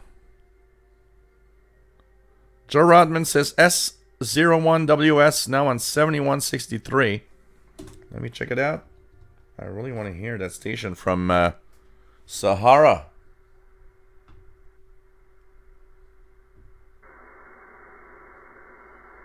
40 meters is pretty good. There's a lot of signals.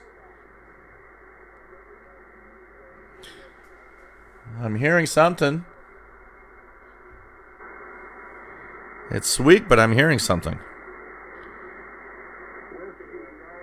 So here are people calling.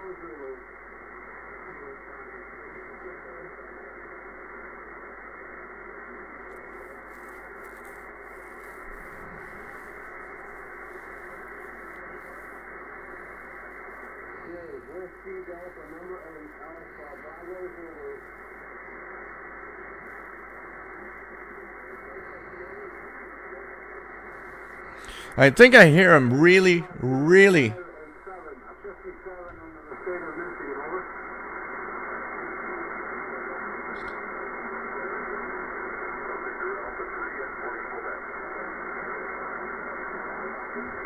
I think I'm hearing him kind of very, very weak, because I hear the station's calling 7163, but I hear some talk in the noise, so I'm kind of hearing him in the noise. I would not be able to probably make a contact or identify the station if it's not the fact that there's a pileup. So there's definitely a lot of people trying to talk to the guy on 7163 lower sideband. So S01WS from Western Sahara. That's one of the rare stations we don't hear a lot. KBS French, 2955, very strong, says PLF Radio. John Pickney, his new 4Runner is the first car he's owned since 1977 that hasn't had a rig in it.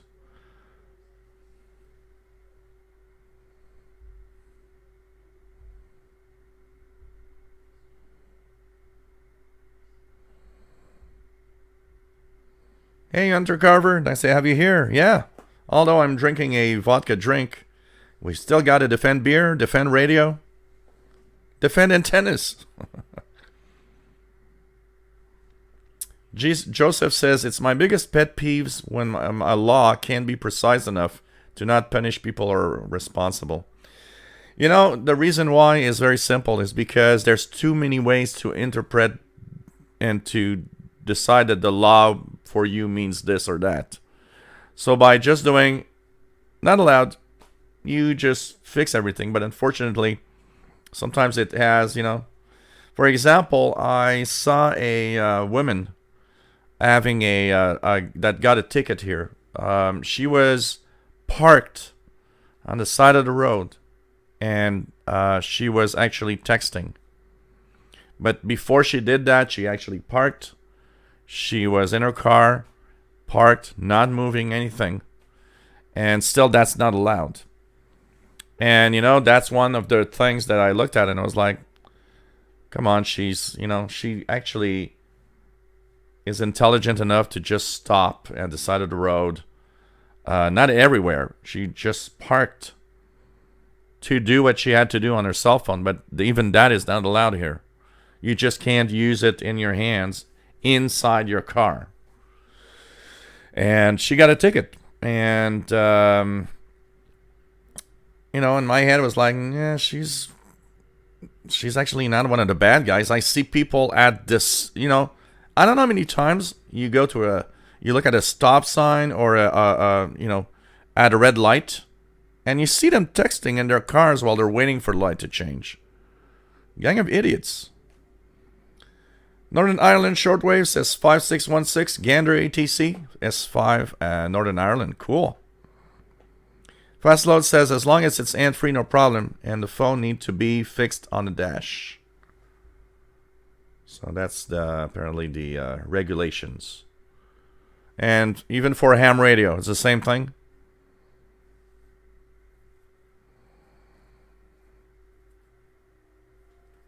Rodolfo 65 saw OMD in concert in Central Park last summer. Great show. Cool. Radio Marti 11860 Spanish S9 Keegan.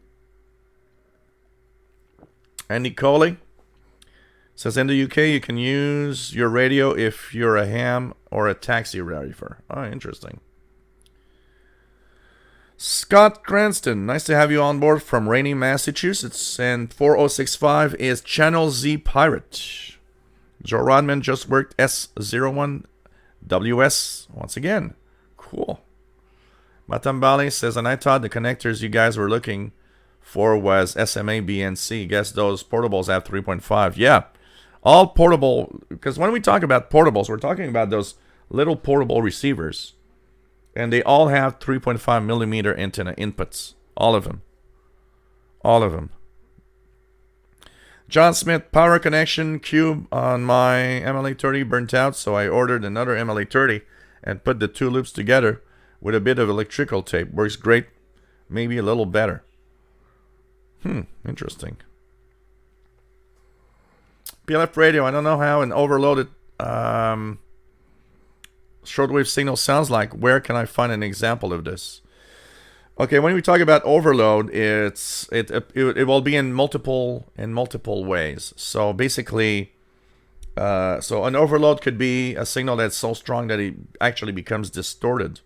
So on a radio, if a signal is really, really too strong that the radio can't cope with it, that signal will max out the meter, of course, but it will sound distorted. It will sound like there's some problem with the audio. So there's one example. Another example of overload, and most radios, when I talk about overloading on radios, it's that either strong signals will kind of do a wash, kind of a white noise washout of the band, which is often what happens. It all kind of raises the noise floor because the radio, because it can't cope with that strong signal, will actually kind of have that weird noise that will actually be in it. It could be that the signal will pop up everywhere because your radio is overloaded and you'll hear it on frequencies you shouldn't hear it usually. And on some radios, an overload could mean that it actually will desensitize the radio, meaning it suddenly becomes deaf. It can't hear weak signals. Why? Because a strong signal overloading the radio is so strong that the gain of the radio goes down to compensate because it's too strong. But it actually deafens the radio. So you try to tune signals around that frequency and you don't hear the weak ones because the radio is insensitive to it. Well, Radio Vanek Cubar FDXer is more of a problem in of their own. Michael Langer says Channel Z killing it in content. Oh darn, Joe Rodman, sorry. Keegan 11880 Radio Vanek Cuba S9. John Pickney, Jill, per your comment, I bought a refurb Toshiba laptop. 0 RFI. Thanks for the tip. After I get my tax refund, SDR will be in my next frontier. You know, it's interesting because when I took out the old Toshiba for the SDR that I hear, it's running on so long story short, I was doing a tech job. And my client had a Toshiba laptop, and her Toshiba laptop power supply burnt out. So I showed her by using my own power supply that the laptop worked fine. It was just a power supply. And so what happened is she said, well, I need a power supply, and I didn't have any except the one that I had. And I said, well, I'll have to go and get you a generic power supply. And she said, well, can't you sell me that one? I said, well, it's used and it's been used for years. And she says, I don't care. I'll give you $50. And the generic one that I had purchased was about $40. So I was like, okay, if I buy the generic, I have to go and get it and then come back and all of that. And, the work that it does, it's like, okay, I'm going to sell you this one, which I should never have done because I sold her the original Toshiba. And now I've got on this older laptop a generic. And the generic generates noise. And I noticed today because the generic was there and there's a lot of noise on the laptop with the SDR. And I actually removed the plug, plugged in my original Toshiba from the other laptop here, and the noise gone. So, the original Toshiba power packs are darn good power supplies. They're very quiet. Another one that I would say I'm very surprised is my Acer Nitro 5 laptop is also very quiet. The power supply is amazingly quiet. And I was actually surprised to see how big it was. It's bigger than my Toshiba one. Maybe because it's a gaming laptop and it requires more power. But it was crazy.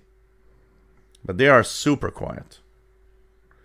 Matambali says, making use of it while parked illegal. Makes no sense at all. Goes against the whole idea of cell phone and safety. Yeah. John Picton says, same thing here in Virginia. Steve Richard, nice to have you here from San Juan Islands of the Pacific Northwest. Cool. Eddie SX, nice to have you on board.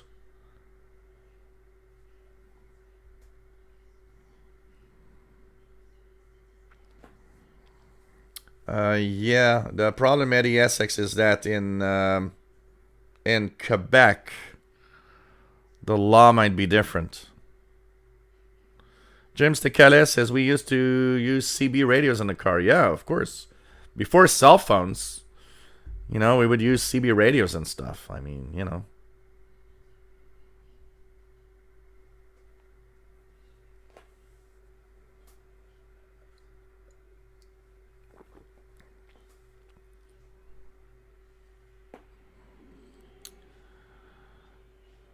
Exception exists for the actual mic connected to the radio. Interesting.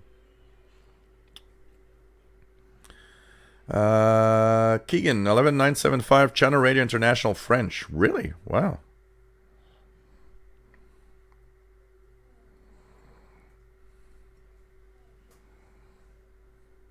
Yeah, Joseph. Good idea. You gotta make that gear for hands-free radio, amateur radio use. Ronald Zucala, nice to have you on board. Looking for the Grundig 800 Millennium. Can find several on eBay at the Big Apple 59 store.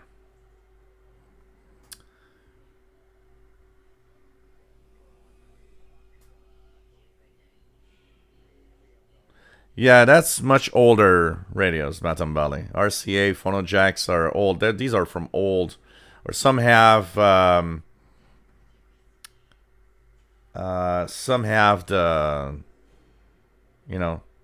some wire connectors possibly, but today the most modern portables with antenna connectors have 3.5 millimeter. So Fastload says amateur operators have the same exception as taxi drivers and police. Okay. Rufus, I'm really old school. Still refer to 3.5 millimeter jacks as 1/8. Shitty Pyro 90, nice to have you on board.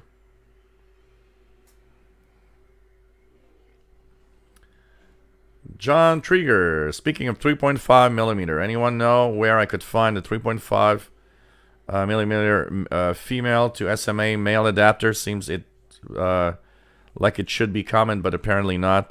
No, most of them use two adapters. They will use a one adapter that is an adapter from SMA to another connector, and that connector to 3.5 millimeter. So most of them have kind of two connectors together to have it. Bullfrog 89, KD2CXU, nice to have you on board from Albany, New York. And yeah, a lot of snow here, I can tell you that. We've got probably like 15 inches. David Martins, good to know. I used to work for a company based in San Jose. Okay. What else do we have? Let me go down, try to keep up a little bit more with the chat. What else do we have?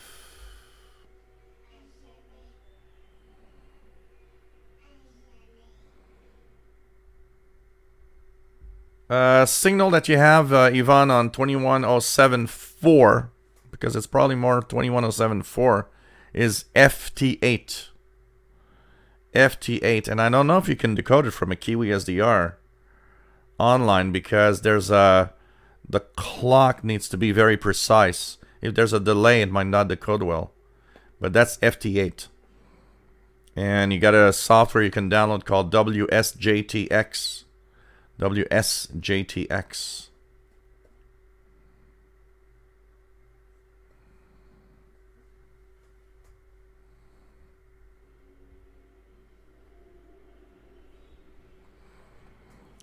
Shady Pyro 90, tons of things. We've been tuning a million signals on the band. You can try 5125, the Mixed Radio International Pirate. Let's see if it's still there. Yep, still there.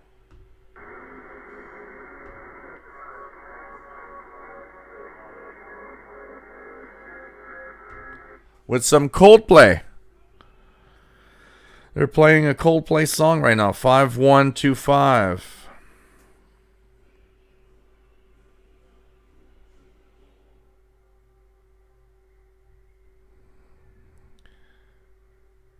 Gaetan Valil, so I understand that a computer by itself can create noise, yes, and a lot of it too. Kimberly, nice to have you here from California. But yes, Gaetan, computers are not all equal and not all the same. I'm happy because by chance my Toshiba laptops are super quiet with their own original Toshiba power supplies. But there are some laptops that are crazy noisy. I had an older Acer and also a Dell here that were super noisy. Not all computers are equal. You got to remember that when you actually buy a computer that might not only interfere with your hobby, but also if you use an SDR like that, having a very quiet computer will be very important. For sure. John Pickney, no, I never had an XM call sign because when I came into the CB hobby, there was no more requirements for any license for CB radio. I mean, I look at my good old TRC 432 CB here, and I'm ashamed that it's not being put to use anymore. I really need to put it back to use, and I'd like to have it working.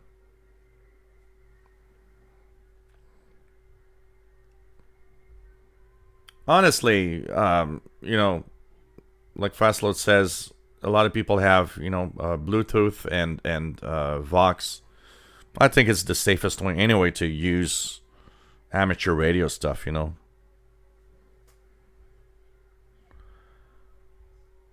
Keegan 12075, Voice of America, Bambara Language, S5 Plus. Nissan Greenwich, nice to have you here from Dublin, Ireland. David, what else do we have? Shady Pyro 6400 AM Pyongyang, not on, might be having power issues.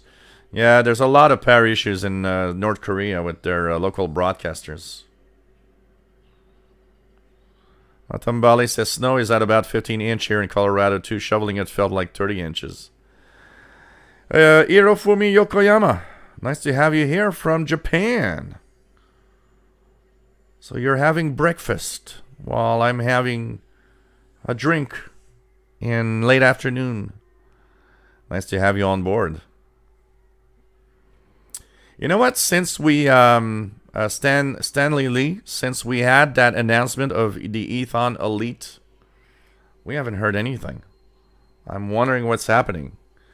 You know, somebody asked me what with the coronavirus, if that could delay the texts and receivers. I wouldn't be surprised. I mean, China right now is in a big mess of a lot of people not working and a lot of things not happening.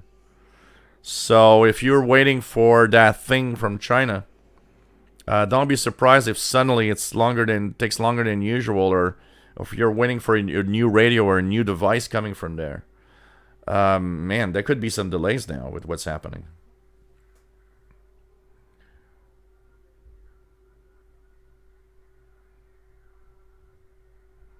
John Pickney, are there still any active political clandestine broadcasters on shortwave? I'm doing a presentation on pirates, clandestines, and other extraterritorial broadcasters for a local ham radio club in May. Yes, absolutely. There's quite a few actually that you can hear on the bands right now. I'm trying to remember the names of some of them. Radio Dabanga, I believe it's called. Let me just check here So there's quite a few of them. They actually use relays from other places around the world. So yes, there are. There's a lot of them actually. Just to name a few. So there's radio. Let me just try to find something. So there will be Radio de Banga. There's another one that is. I'm trying to have my head remember some of them. Of course, there's some in Asia like Sound of Hope that are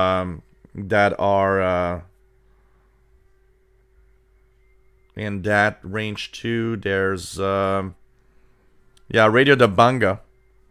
There's a lot of the transmissions of Radio de Banga from. This is actually a Sudanese. It's from Sudan, and it's technically a clandestine broadcast that they actually rent airtime from different transmitter sites like Madagascar, East Sudan in France, and so on. That's one of them. There's let me check out here, trying to remember.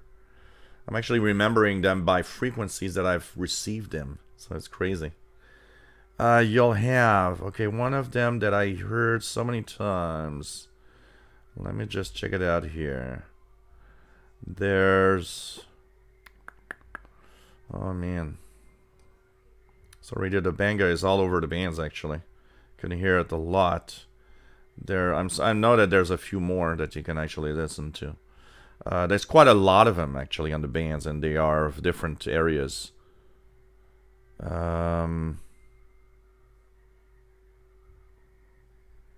Radio Tamazu. Radio Tamazu, also a Sudanese one. This one also being broadcast from different transmitter sites like Vatican and so on. There's quite a few of them actually. Totally. It's shortwave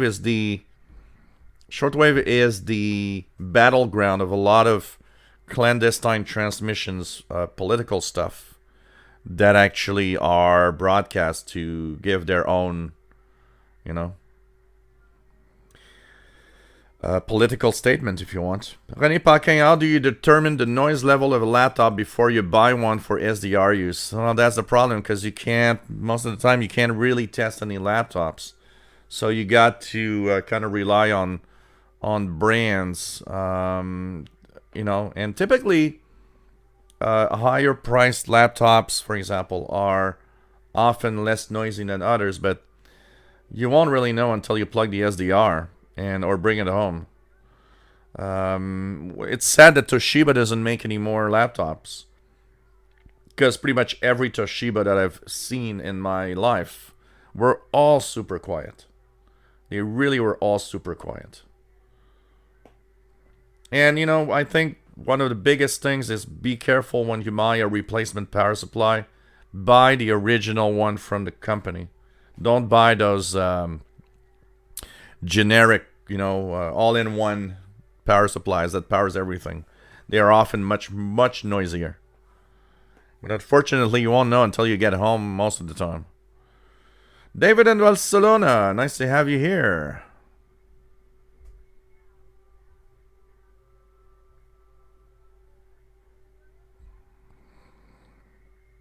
Shenghe, nice to have you here. The 5125 signal not heard in Europe.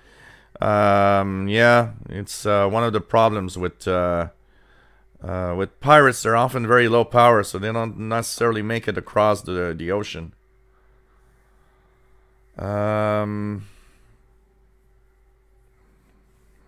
Refus says, I remember seeing all the guys in the pickup trucks and their XM number on the tailgate. Yeah. Yeah. Keegan, 13089, NMN, Chesapeake, Virginia weather. That means if we try 6501. Yeah, 6501, upper sideband, Chesapeake weather. Winds 15 to 25 knots. Seas 7 to 10 feet. It's less distorted than usual. East winds 10 to 20 knots. Seas 6 to 9 feet. 6501, upper sideband. John Pigney says, I had a Dell laptop from work and that I put an antenna to it. The FCC would have busted me for illegal spread spectrum broadcasting. Running stock, I could hear it 100 meter on a portable receiver. Wow. Take care, PLF Radio. My, an older Acer, the new Acer that I have, but it's a higher end machine. I mean, my new Acer's in Nitro 5. It's a gaming machine. Power supply is pretty big. The brick is pretty big, and that one is very quiet. But it's a laptop. It's a computer by computer case.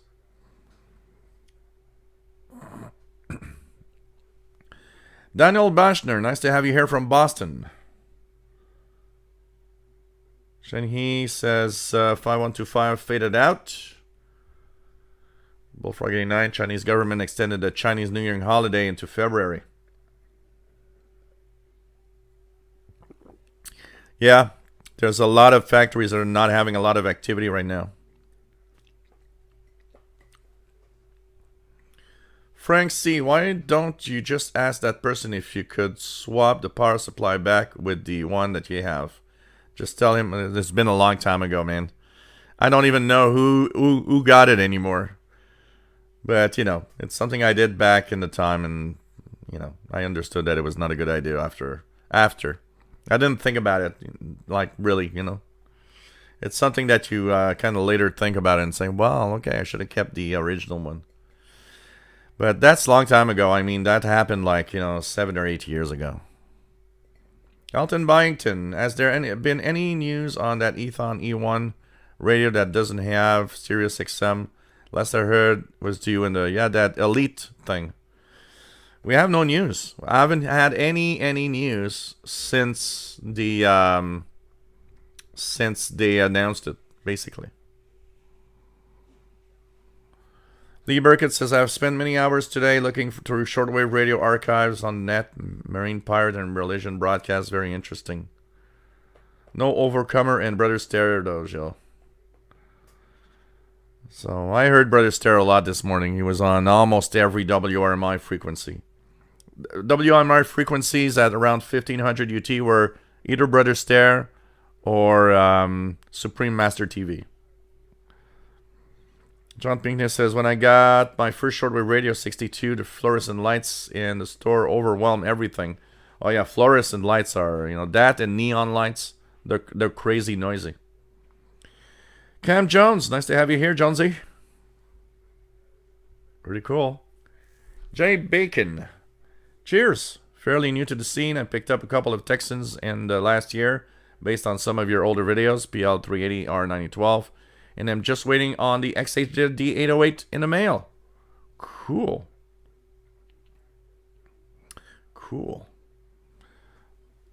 Well, a good RF ground. A ground is a ground. So if you can ground well, of course you do remove some of the noise around you, especially on shielded cables.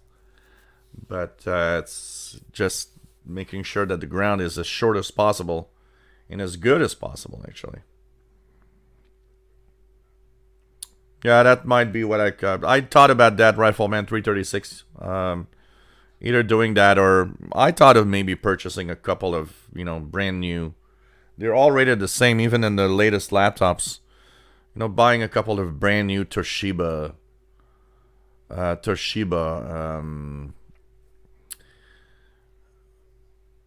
original power supplies. They still sell some new on the Toshiba website. Jay Bacon says, really enjoy your videos. The wife hates my radios already. Now, don't come back to me saying that, I caused a divorce. Bobby Burgess had fish for supper. What about me? Pork chops is probably what I'm getting tonight. Pork chops. Bar, nice to have you here from Germany. What else do we have? Jumping New remembers when visiting USCBers could get a tourist radio service permit, which gave you an XM prefix to use with the FCC numbers, and you couldn't operate on channels 1 to 3 because of hams. Well. DJ Calquito, does it still exist stereo medium wave stations in the US? I don't think so. There was like that, medium wave or AM radio stereo craze at one point. But I think they've all disappeared. I still remember Radio Shack selling a boombox that had AM stereo capability. Man, that was a popular thing in the 80s. They were advertising that all the time, like thinking that AM stereo would save the AM band somehow. Trying to fool us in thinking that it has or would have the same quality audio of FM stereo or something. Man. But I think they're all gone. Keegan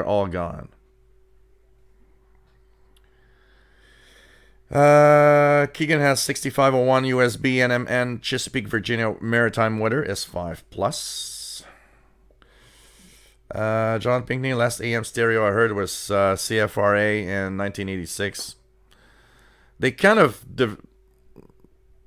of removed their AM stereo stuff in the 90s or something, or early 2000s, because I haven't heard AM stereo stations or any stations that is AM stereo. Anyways, we can't find any AM stereo radios anymore, and there weren't a lot of them. I remember Radio Shack selling one model, but there really weren't many AM stereo receivers back then, honestly.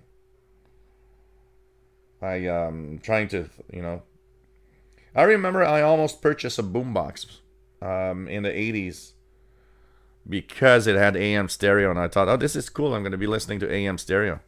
Thank God I didn't spend money on that. Would have been a waste of cash.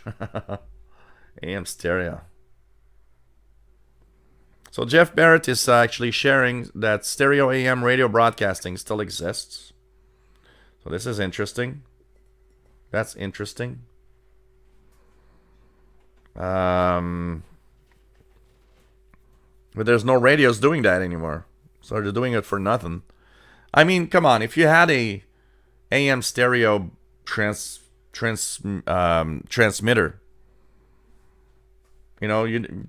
I don't see why you should turn it off. You could just leave it like that, even though nobody is listening to AM stereo. Jay Bacon, what's my favorite Unibrew beer? I like the Fin du Monde. It's one of my favorites, honestly. 9%, but it's really, really good. Oh, well, okay, yeah, I get it. Elton Byington, like you say, reincarnated as HD radio. HD radio is actually stereo, I believe. So, Yeah, but digital is different because it's a different thing. As John Pickney says, all digital AM WWFD actually sounds better than some of the commercial FMs. But it's digital, so digital brings a different way of receiving. David Martin says 6501 in Dallas, Texas. Rifleman 336, there are some AM stereo stations still using their AM exciter, but getting a receiver is an ad hoc affair, yeah.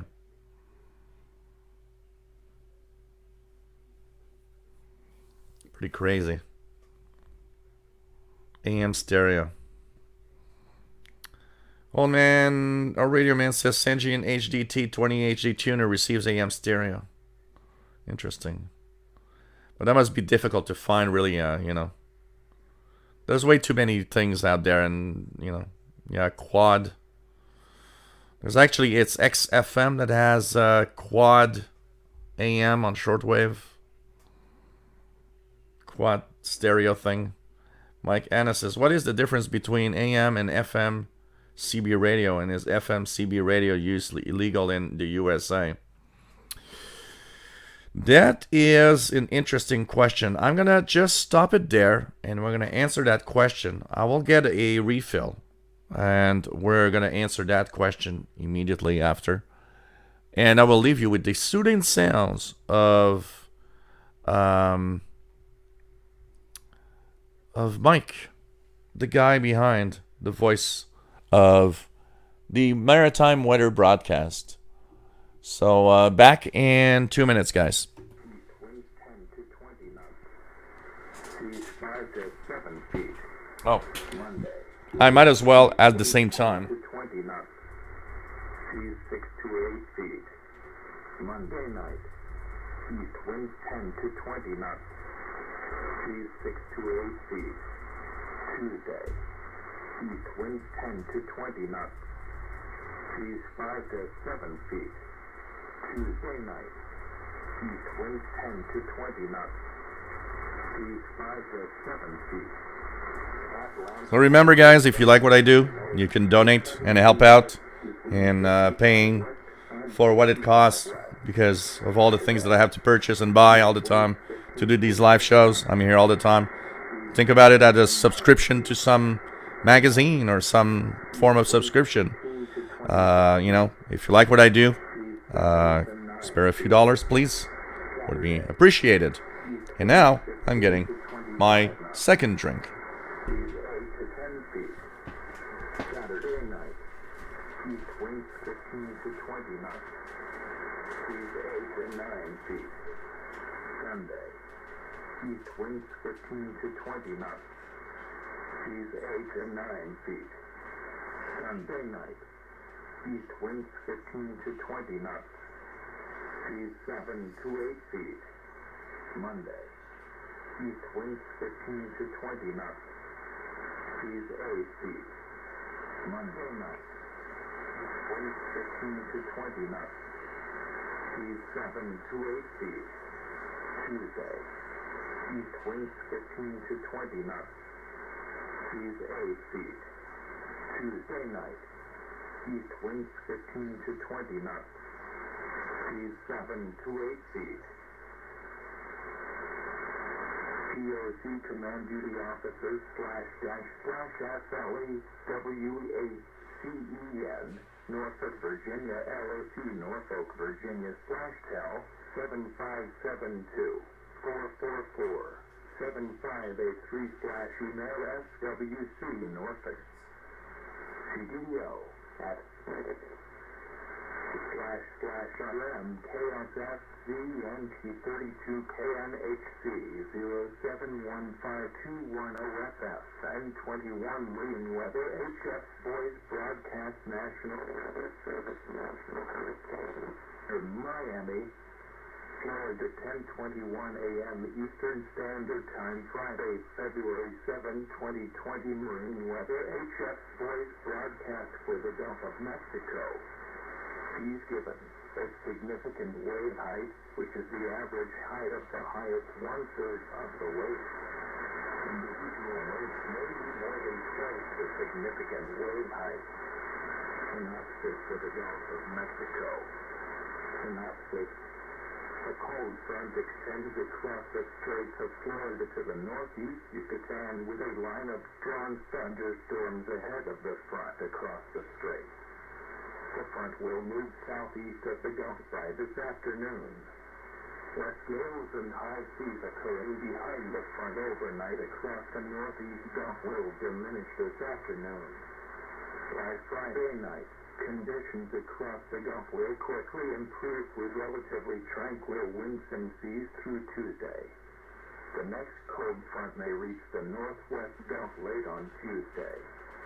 Gulf of Mexico. North of 26 north, west of 87 west. Today. West winds 10 to 20 knots. Seas 7 to 10 feet. Tonight. Top winds 10 to 15 knots. And we are back to the live shortwave show with drink number 2. So we continue and we'll talk about the CB rules or regulations. So I'm not really sure totally of the regulations. What are the regulations for CB radio except for like power? So of course, AM and FM is simply a different mode of transmission. So it's AM is amplitude modulation. So you play with the strength of the signal because voice changes that. FM, you change the frequency as you're talking. It's the frequency that's shifting. So in Europe, FM CB was used. In North America, it's AM. Now, is it legal to use FM CB radio in the US? I don't know. That is, I don't know. I'm trying to think, but I don't know if anybody has an answer to that.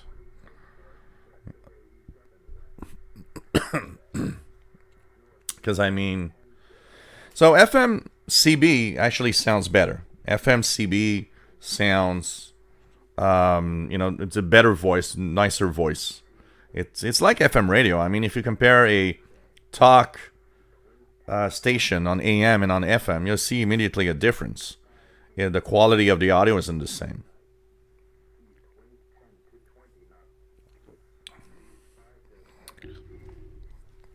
Perfect timing. Mike Hanna also refilling the glass. David in Barcelona thought he's an AM stereo fan. I think it'd be useful for the big shortwave broadcasters as it provided better audio quality than DRM low bitrate signals. The only thing in stereo I would be maybe a little scared of on shortwave with the fading. Sometimes the fading could maybe kind of make that FM, that stereo signal, kind of sound weird. So, John Pickney, AM, PM, AM radio. Systems were Motorola, Bellar, Magnavox, and Harris. The con system put the left channel on the upper sideband and the right channel on the lower sideband. Huh. Rifleman 336, subsidized Gilles beer of the Man Club. The gift that keeps on giving. Oh, man. Michael Mora, nice to have you on board from Colorado Springs, Colorado.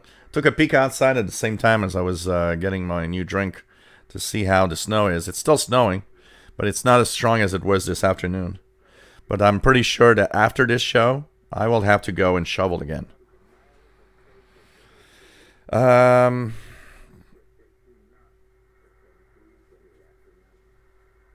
John Trigger, I'm not able to take out. I can't take it anymore. Oh man. Rufus says mixing a drink takes longer than a beer. That's why I like beer. Yeah, and usually I have the beer with here, next to me. I just have to reach out and get a new beer. It is different. Michael Mora, cold, snowy Colorado. Welcome to the club here too. We're at like 15 inches of snow here. And it's almost minus 8 Celsius right now.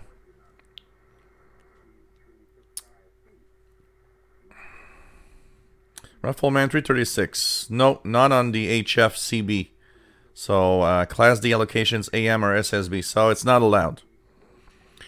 I guess so, because if it was allowed, we would have heard a lot of FMCBers. I've heard some FMCBers that probably had some of those European gear, but I've only once or twice in like 30 years of listening.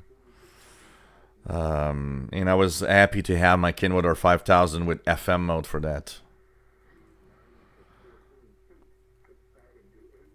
Kevin J. Napalo, using Google Translate on 9690. It's a food program. So, yeah.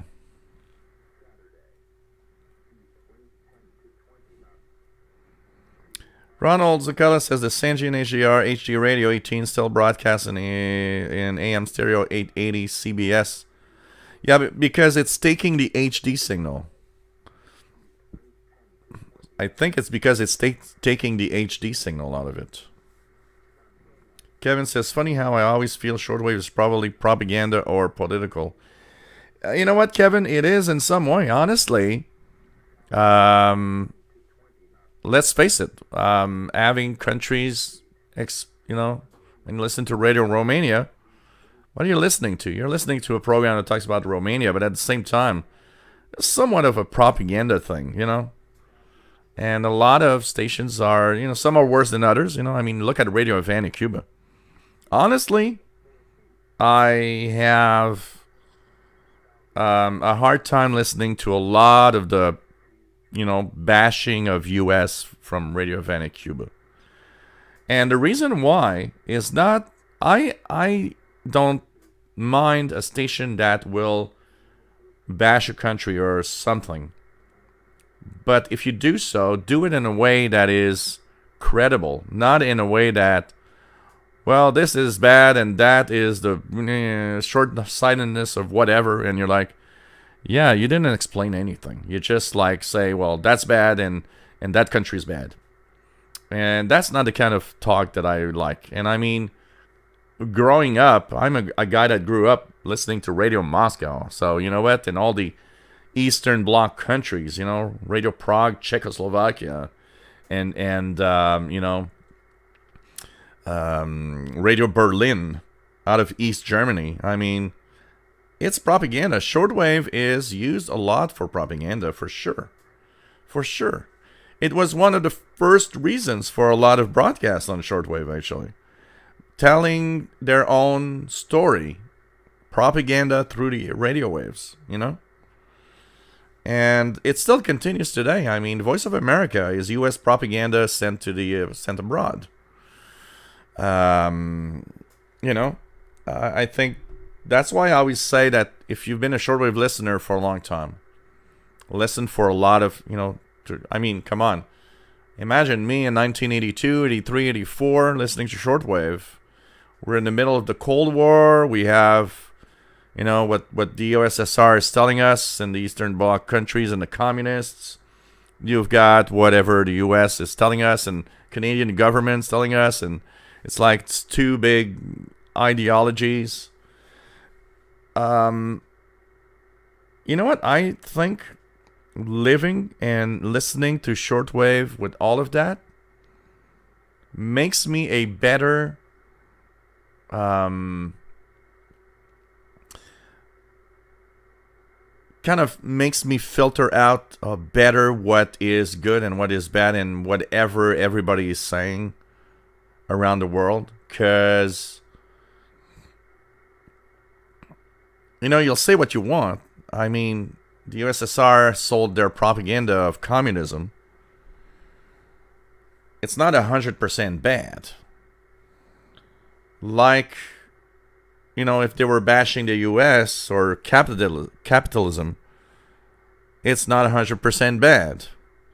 There's always a mix of things, But I think having the different stations and the different ideologies and the different ways of thinking of everybody, I think it opens up your mind. And I think if you've been a shortwave listener for 40 years, 50 years, I think you opened up your mind to a lot of ideas and stuff, and It gets in there. You're like, yeah, you know what?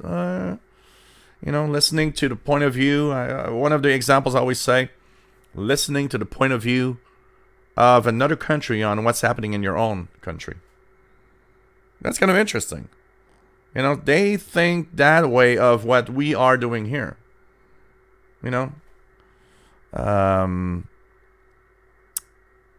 You listen and you're like, huh. Okay, so that's how you perceive whatever we are doing here. And I think it opens your mind a little bit. It's like, yeah, it gives you a better understanding of the world you live in. First of all, I think shortwave is a great hobby for that. Understanding the world we live in. Shortwave is amazing for that. Shows us all the differences in the world. We don't all think the same. We don't all say the same thing. Honestly, if it would be like that, it would be a boring world. It's what the differences that makes it interesting. Shortwave is like at the forefront of those differences. It's the stations telling us their way of thinking and their way of what life should be or whatever. And in there, you sit in there and you listen into the different broadcasts in an evening. And you try to make your own mind out of it. One of the... last week, Radio Prague had a series of broadcasts about Radio Prague itself, how it transformed over communist Czechoslovakia up to the later, when they separated and became the Czech Republic and Slovakia. It was very interesting. I found that series on Radio Prague to be extremely interesting. The point of view, the way things were. I like history. I like modern history. I don't like history where it's not well documented. I'm not a guy that will, if somebody tells me, oh, well, 500 years ago this happened and that's how it happened. It's like, you weren't there, and who's telling you the truth is the guy that won. We have no idea. Okay, stop telling me stuff like that, because I'm sorry, it's undocumented properly, which is very different. Since the 1900s, with radio, with video, and now even more than ever, you can say whatever you want, but there's so much video and audio proof of a lot of things that the recent history is much more interesting in its way that it's documented. Because if you are somewhere and you say you say bull, well, you actually will know that you're kind of like, yeah, you're lying. That's not exactly how it happened, because we have more accounts of, with radio and video of everything. So for me, modern history is more interesting because they go back in time and you have the real accounts of what happened. The real accounts. I mean, shortwave was at the forefront of everything. And, I still remember people listening in when Iraq invaded Kuwait. And they actually took over the studios of Radio Kuwait. Radio Kuwait on shortwave, the announcers were actually, kind of giving a almost minute by minute account of what's happening, and they were calling for help. And it was like, that's documented history. And that series on Radio Prague was really interesting.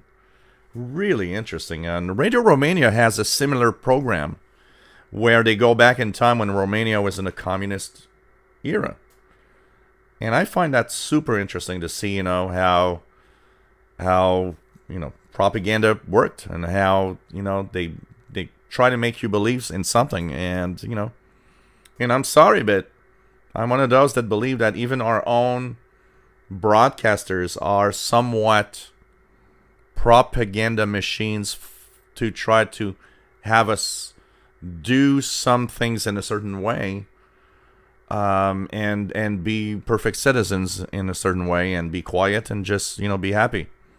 I don't think any broadcaster or any country's own government broadcasting is 100% clean, that you can say that no, we're perfect and we always account for everything in a beautiful and perfect way that is documented, and it doesn't work like that. Okay, I rambled on here a little bit.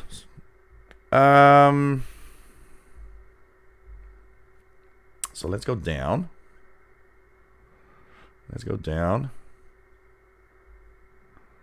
Try to see what. Raymond Willie, nice to have you here from North Georgia. Can you mount shortwave, CB, FM, UHF, VHF antennas to the same mast, or will they interfere with each other?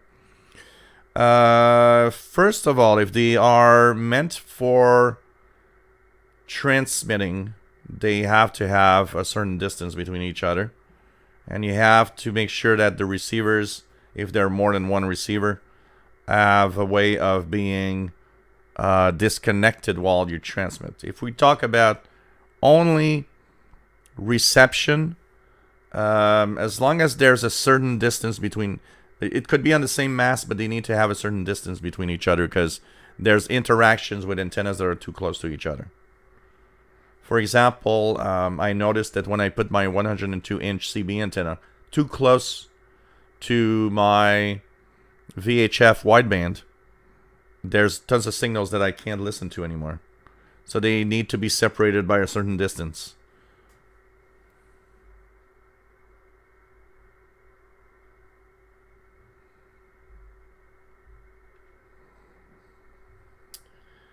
And Matt is back from Colorado. MDK2.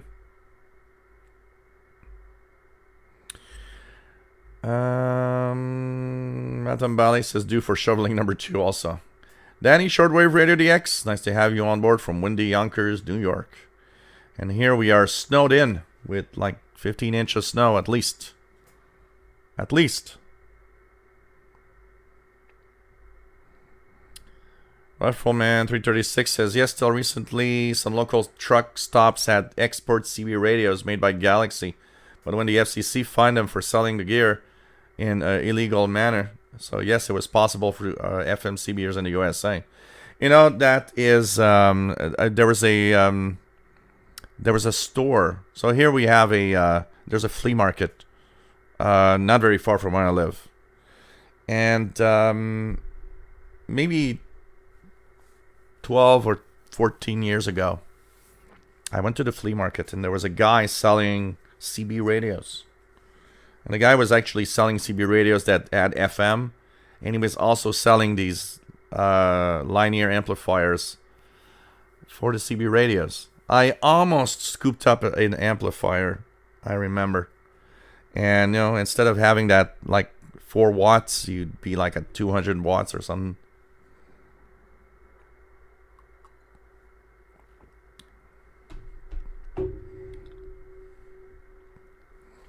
David says, that's why I said it'd be adequate for the big, powerful shortwave stations.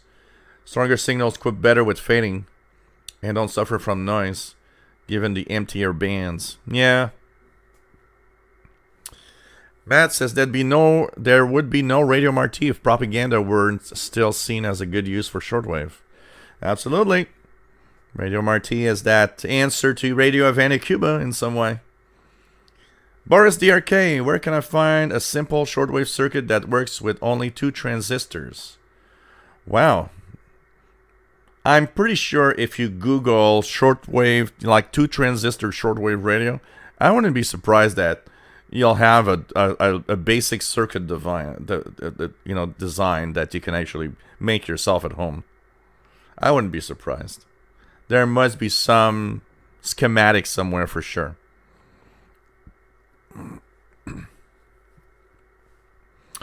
David Martin says wider bandwidth equals better audio quality possible, AM, SSB, or FM. Yeah, in general, absolutely, because there's more audio frequencies that you can actually have in there, more information. That's why 5G phones, they're having a wider bandwidth for more information to be broadcast. Icadarius, shortwave is a good way to hear about your country from a different viewpoint. Absolutely. Absolutely. John Pinkney, YouTube is a propaganda place today. You know, the internet as a whole, it's not even just a YouTube. It's the internet as a whole. I mean, now today you can sit down and give your own viewpoint on something. You are for, I don't know. You would like to have blue oranges. Well, you know what? You start a channel and you say, let's make blue oranges a thing, and make sure it happens. You can express your viewpoint on anything, and it's a good thing in a way. I mean, as long as you stay within bounds of what's respectable, it's a good thing that everybody can just show up and give their opinion. I mean, back in the 80s, it was difficult to give your opinion on something. Today, you got the internet. It's there for that in some way. But shortwave is different for another reason, is that the opinion can be, on the internet, your government doesn't like your opinion. Well, you know what? You can be blocked. They can decide that you're not on the internet anymore. Yet, on shortwave, it's much more difficult now,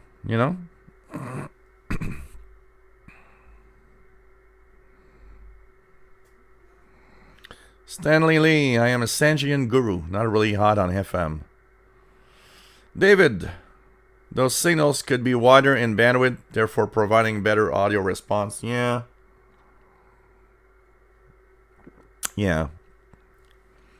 Laird Nigel Lawrence, nice to have you here from Southwest Cumbria, Northwest England.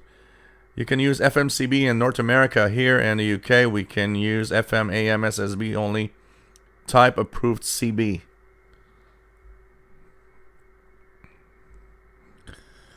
John Pinkney, speaking of shortwave and digital, anyone still doing DRM, Digital Radio Mondial? Yeah, there's quite a few broadcasters. Radio Romania does it. Radio Marti has started testing it. There's I saw Radio Nigeria have it on 15120 this week. It's kind of irregular. It's not always there, but this week Radio Nigeria was using DRM on 15120. There are a few DRM broadcasts. Lee Burkett says, I'm going to leave my shortwave on tonight when I decide to go to bed. I have loads of archives on my Samsung, which I will listen to. Lukewarm radio on 4090 upper sideband. Let's check it out. 4090. Yeah, I'm hearing it. It's not very strong. Not very strong, but I'm hearing lukewarm radio pirate on 4090 USB. So, it's kind of, it's pirate night. There was a lot of pirates yesterday, too. A lot of pirate activity yesterday on the bands. Yeah, radio, pretty much all week. Radio Marti was experimenting almost all week on DRM. 7345, I think, something like that.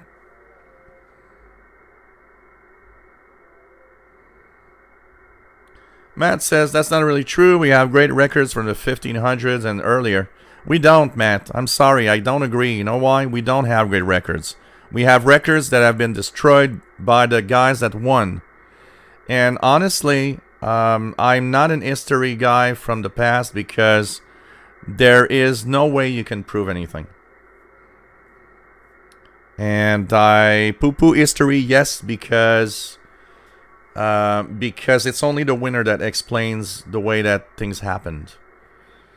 And I don't think that's, there are a few things that, yes, we can prove, but a lot of the history of the past has been simply changed and explained in a way that the winner does it. So it's my opinion, and I will poo-poo history. I'm sorry, because of that.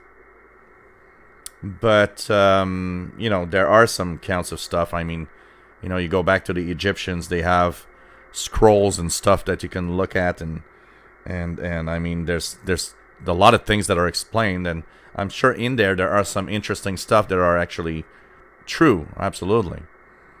But if you look at the very important stuff that happened, there's a lot of it that you don't really know, and we weren't there, and the winner decided that that's how we should explain stuff.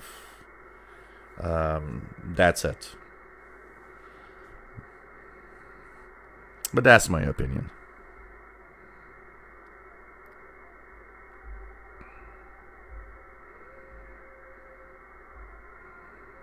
So I'm hearing the music on 4090. Matambale, a project is to build an AGC-less AM receiver at 150 megahertz.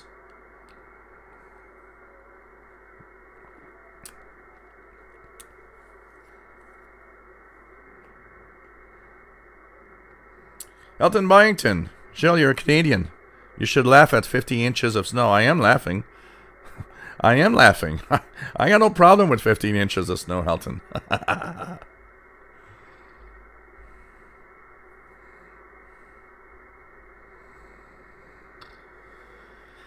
Ron Hicks, I don't remember KUSW, but I do remember, and WRNO, by the way, still exists. It's not a radio from the past, but it's a different station. WRNO used to be, when I actually started Shortwave, WRNO was the rock of the world, and they were playing rock music. But now today it's mostly religious stuff. But WRNO is there in the evening on 7505. What's the radio on my right side? You mean the one here? This is the S350DL. Ethon S350DL. It's a AM. It doesn't have single sideband. AM, FM, and kind of nice. It has a nice sound. John Pigney says, reminds me of the guy I saw at a Hamfest selling bootleg subscription TV converters that were better than the real Zenith boxes, dual channel. Yeah, it reminds me also of a friend of mine was on satellite TV, and he would buy those pirated cards to put in to get illegal satellite channels.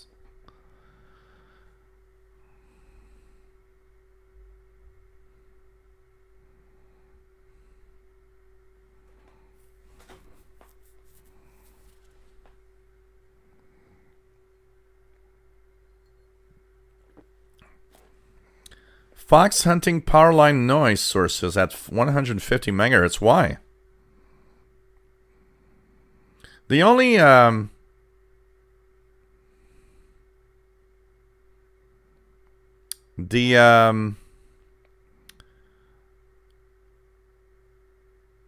only way that I actually was haunted by RF noise from powerline.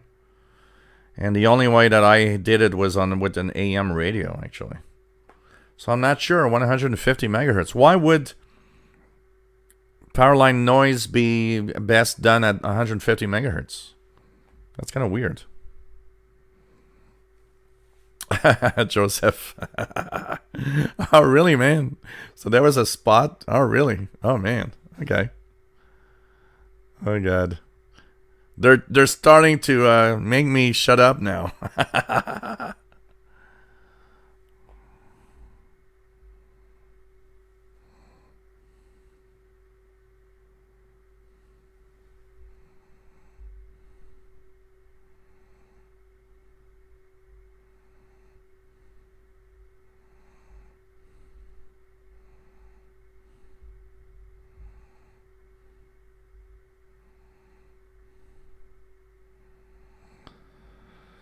Let's say that we're on borderline, okay? Bobby and Matt are talking about the guy that you guys blocked.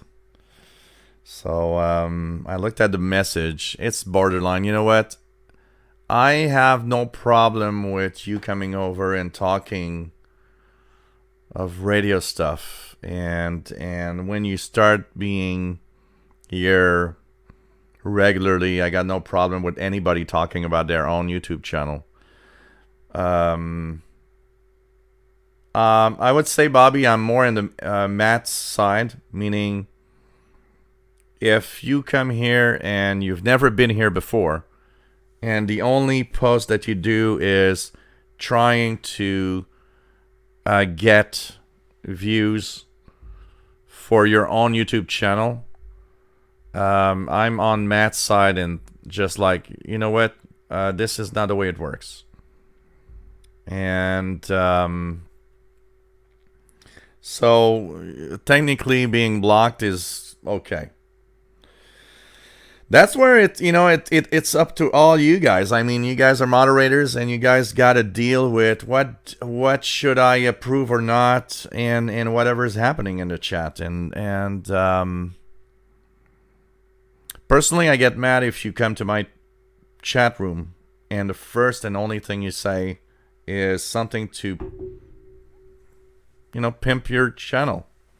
I never went to any other channels to say, hey, subscribe to me. Hey, I've got videos that do this. I never did that. Never did that. So, you know what? It's funny because I don't see that as a way of having views or more subscribers and stuff. I get probably like 50 to 75 messages a week that say one thing. Oh, subscribe to me, I'll subscribe to you. No, I'm not going to subscribe to you because you want to subscribe to me. If you subscribe to me, it's because you willingly like what I do and decided that the subscribe button was a good idea. I'm not going to ask you to subscribe. On YouTube and on many things in life, if you subscribe, it's because you think what I do is worth it. Honestly,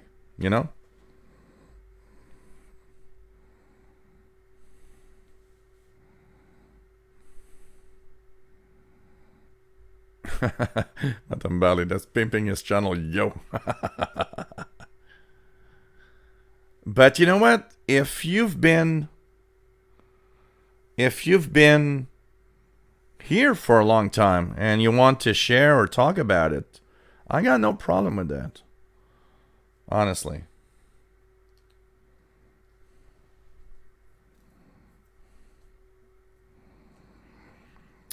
So I'm 9 minutes behind in the chat, guys. Linux DOS. Anyone knows what parts are on the board of TCXOs for HF rigs? They are tiny and there can't be too many parts. Well, you'll be surprised today of how many parts you can have in a very tiny thing. I can tell you that. Usually it's, they have crystals and a reference that's much more stable with the temperature and everything. But you can be surprised at how many parts are in a,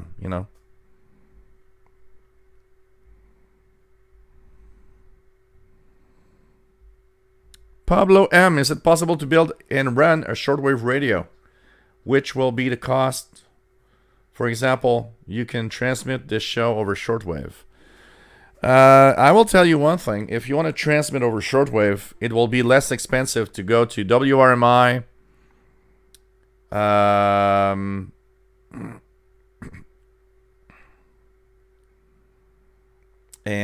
WRMI and what is WBCQ or WTWW and say, hey, I'm going to rent some airtime. Building and operating a shortwave station will cost you a fortune. No, we're not fighting, Matt. But it's the reason why we can prove a lot today is because there's too many people too many people and too many sources all recording it at the same time. So there's different viewpoints recording the same event. So that's why a lot of what's happening today is, there's exceptions to the rule. I mean, there are some places where, no, you can't. And there's a lot of fake news going on, absolutely. But a lot of what's happening, there's a lot of different sources of the same thing. And that is making today's history more credible than the past. But of course, you can still fake it and you can still play with it as much as you want. So that's it, your band. Oh, man. Imagine, it's like you... I remember I was a part of a group once, and it's like the guy was... Every time somebody would just talk about something and he would not agree, it was like, okay, so next week is not going to be in the group anymore. It's like, why? He just gave his opinion, There, Nigel Lawrence says, I made a mistake. In North America, you can only use 4 watts. Well, 12 watts SSB, 4 watts AM, yeah. That's what I understand. Joe, what's up in the U.S.? Nice to have you here from Brazil.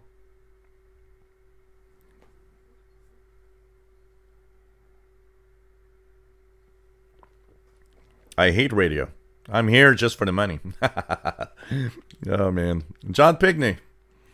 When the U.S. does a national ENS tests, are things like WWCR VOA included? No, I don't think so. Well, you know what, John? Shortwave radio have a very special status.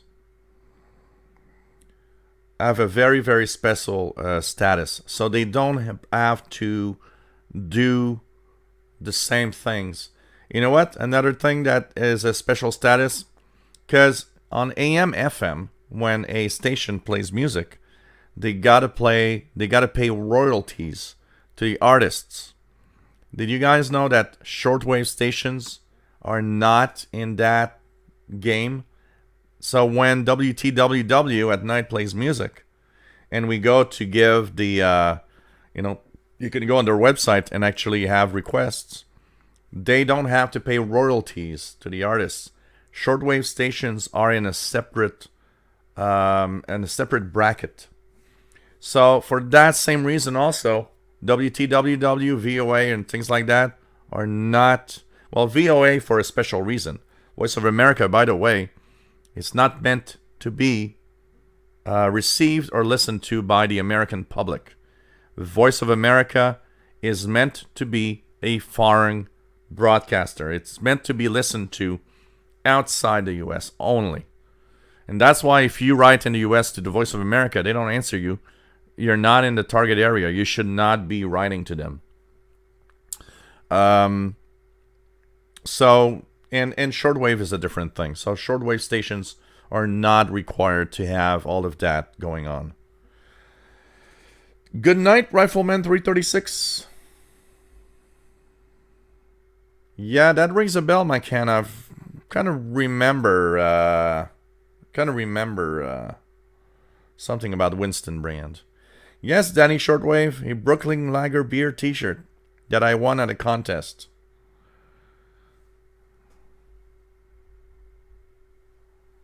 Linux DOS history, the truth is written by the victors. Yeah, you know. Jay Bacon, we broke snowfall records here last year with total of with 13 feet. Wow. Crazy.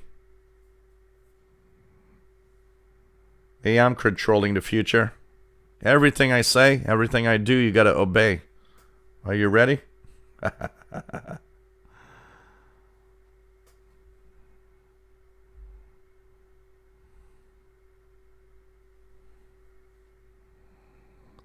But I kind of agree, Matt, about the guy that posted, because it's a delicate thing, and, I ask on the Winston radio because I've always seen on sitting on a desk at work. It has shortwave AM FM police and I believe air traffic control. Never knew that this is a shortwave radio until I found your channel here. Oh, interesting. Yeah, it tells me something. Like us, Wyoming. Nice to have you here. BL 310 ET. Yeah, good radio.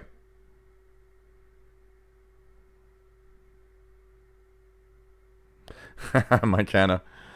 You know, when I was young, when I was maybe 9 or 10, we would go out. So my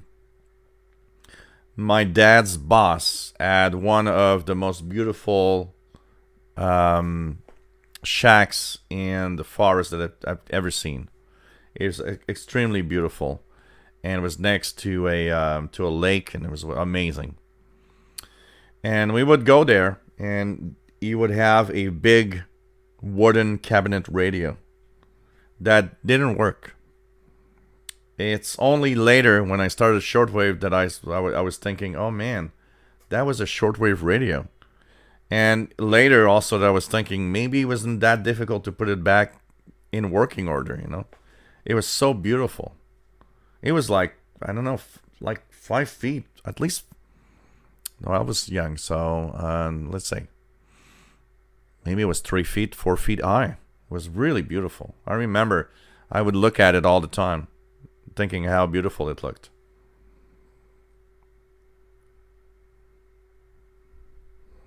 There, Nigel Lawrence says, I just bought a radio scanner unit and not easy to use. VHF Marine Band, 2 meters amateur radio band in North America and Europe.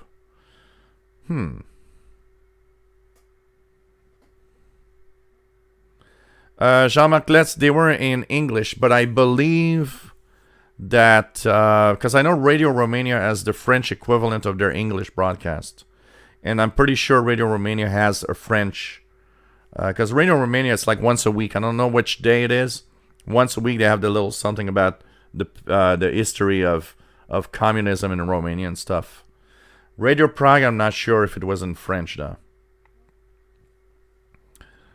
What I listened to was in English, honestly.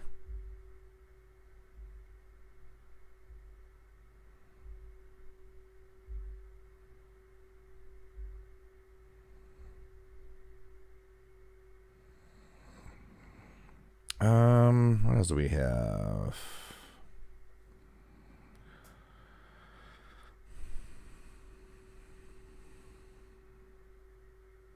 Ikadarius says you piqued my interest in shortwave again. A lot of guys come back here and say, you know, I listened to shortwave 40 years ago, and I stumbled upon your channel, and you kind of intrigued me and decided to, you know, start again or become active on amateur radio again. And you know what? I'm happy if that was what was needed for anybody to come back to radio.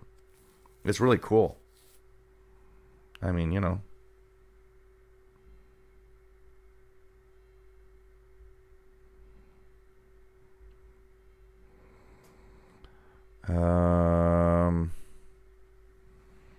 Linux DOS, yeah, but I agree with you when you say that it's, you know, look, an example of how sometimes we find things expensive. I remember when I had my Kenwood R5000. The Kenwood R5000 came with a very, very bad AM filter. And they would charge you at that time it was like $120 in 1990, $120 for the upgraded better filter. And I mean, that was way overpriced. Come on. You know, for a better filter for AM, come on. And where I would say it's maybe a little expensive, Linux DOS, is that today a lot of what we do are done with little chips that have everything on them. And so you start thinking, well, why do you charge me $300 for that? Because that chip does everything, and it's like really super cheap when you buy them in quantity. So, you know. But I get it that it's kind of expensive. Honestly, that's where I would say a brand is sad in the way that they actually do things. Example, the ICOM ICR30 that I have here. You know, you got to pay extra for the software, for all the stuff that they have. I mean, come on. You know, you're shelling out a lot of money already. Uh, I don't see why. You know, I don't see why we should spend more for the software.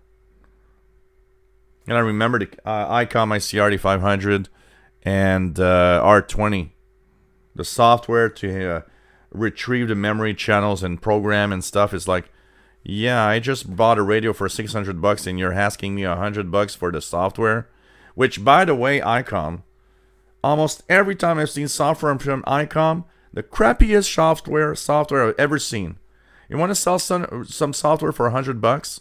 I mean, ICOM, get good programmers and good software, because it's crappy. You guys are really bad at software on this stuff. And I'm sorry, but it's not worth $100. It's not even worth $10. Okay, so you should give it away because you're not even making an effort. And I tell you, ICOM on certain things, I mean, they make some of the best radios and transceivers out there, but they're also on the other side of the scale of the crappiest way of managing and selling stuff. You have both at the same time. William Moser, nice to have you here. John Pickney, nice to have you here. John Pickney says, hit that thumbs up.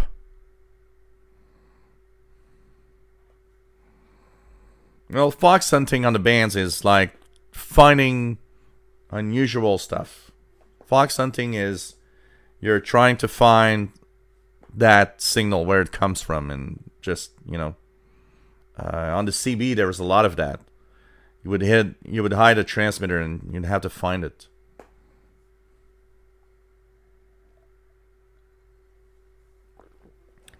Oh, it could be Carson's Lab. By the way, that's a great channel, Carson's Lab.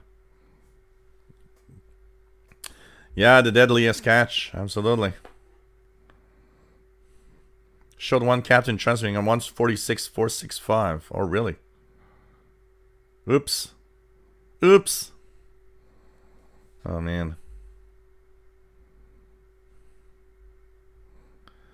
Bolin 191. Nice to have you here.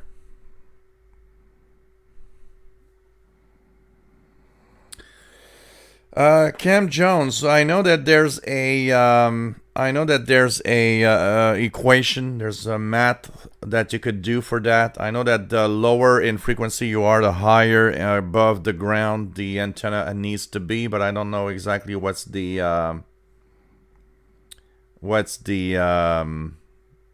equation on that. Maybe somebody in the chat can answer it.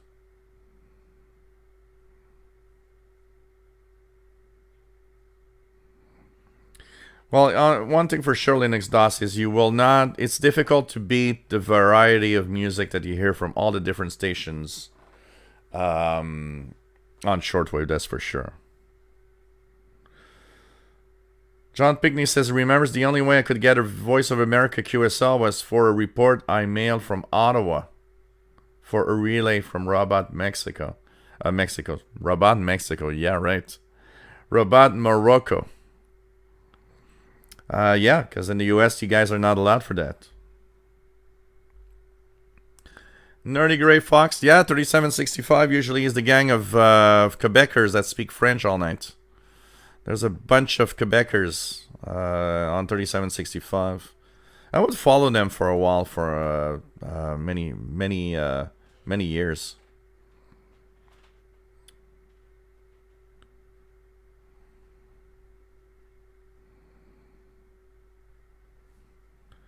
Lacrosse says, anyone like no good cheap SDR antennas for medium wave band? MLA 30, $44. It's not bad on medium wave at all, and very directional. Jay Lyle, nice to have you here. WA9211SWL from Johnston City, Southern Illinois.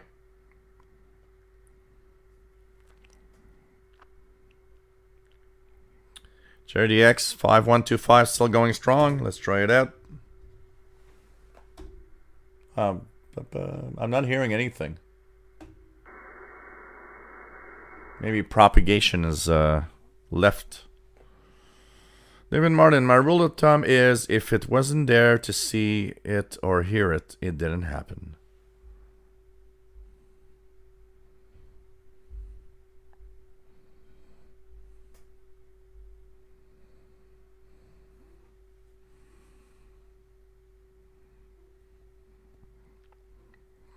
John Pickney says, when I was a DJ, we had 2 weeks a year when we had to do a BMI skip log of every song we played.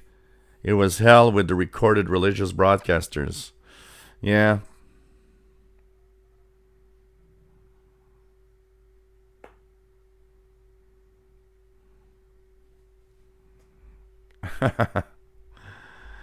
Icadarius says once owned a Panasonic RF 2800 shortwave radio, the best radio I've ever used. Take care, Brent. It's nice to have you on board. Take care, Matt. Always nice to have you here. And we're having a discussion. Nothing serious. Nothing serious. Tony Turtle wants to communicate in Q codes now.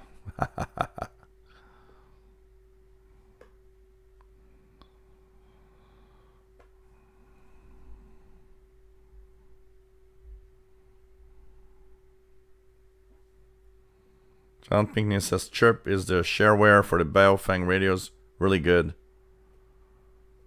Michael Mora, what frequency does Voice of America can you receive it on? There's a few frequencies from Voice of America that actually make it quite well to North America. We had one just earlier at 22 UT? 11720 is a great one for North America.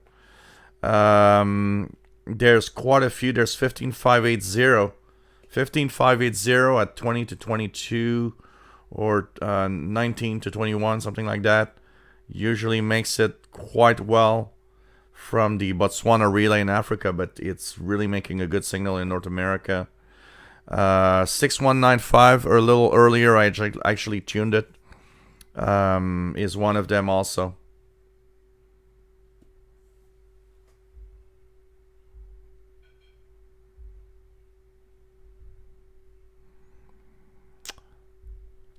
American Explorer says shortwave radio is cool. It is absolutely cool. Absolutely. Absolutely.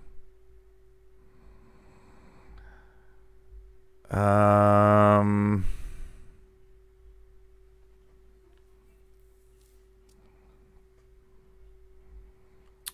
else do we have? Kemaxi76, nice to have you here. And happy to have you on board as usual. Paul was here earlier, Michael Murray. He was here at the beginning of the show. What's my clock? It's an old Next Tech Radio Shack clock that I purchased, I don't know. I always enjoyed to have really, really big, numbers, LCD display on clocks. And that was I think I purchased this in the 90s or something. $10 or something. Not even. It was on sale. Roughest Newt 5125 left 15 minutes ago. John Pinkney says first Foxhunt was for me ages ago for a repeated jammer in Southern California. They were clever by doing QRP into a quarter wave ground plane. Oh man. I haven't listened to a repeater in a while on 2 meters, but I remember that the 90s, particularly in the 90s, when scanner radios were very, very popular.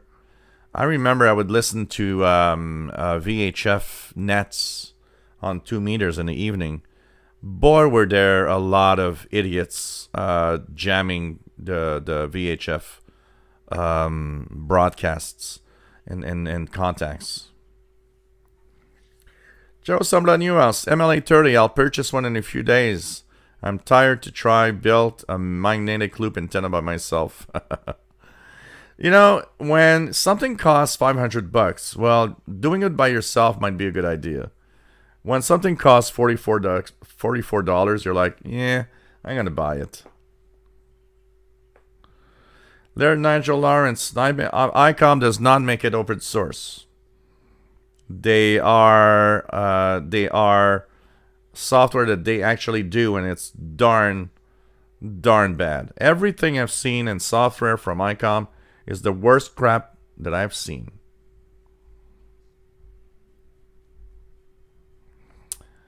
Have a good supper, Elton Byington. K3JW in Baltimore. Yeah, the Carnaval de Quebec starts tonight. Jay Watterson 69. Nice to have you here. John W. says 4065 a.m. strong in Eastern Tennessee. 4065. 4065. It's there. I could see a little something. There's a signal, definitely, but, you know. Jay Lyle says, I have to agree with ICOM software not that good. I have the one for my 8600, but never used it. Tried it, then uninstalled it. Yeah, they're only crappy software, unfortunately. John Pickney says, speaking of overloading on shortwave, when the 4F number stations were operating in Vint Hill Farms, Virginia, I once put a 50 ohm dummy load in the antenna input of the R71 and still had an S9 plus 60 signal. You were kind of next to it or something. It's very, very, very, you know, kind of very, very strong. John McClure, nice to have you here. You're not 2 hours late. You're 3 hours late. 3 hours late. Mark Stevens, thank you very much. Enjoying my YouTube videos. No worries, Kamaxi. I mean, if you'd see the shortwave broadcasters try to just pronounce my name, it's like, yeah, you know. Yvonne, nice to have you here. 6925.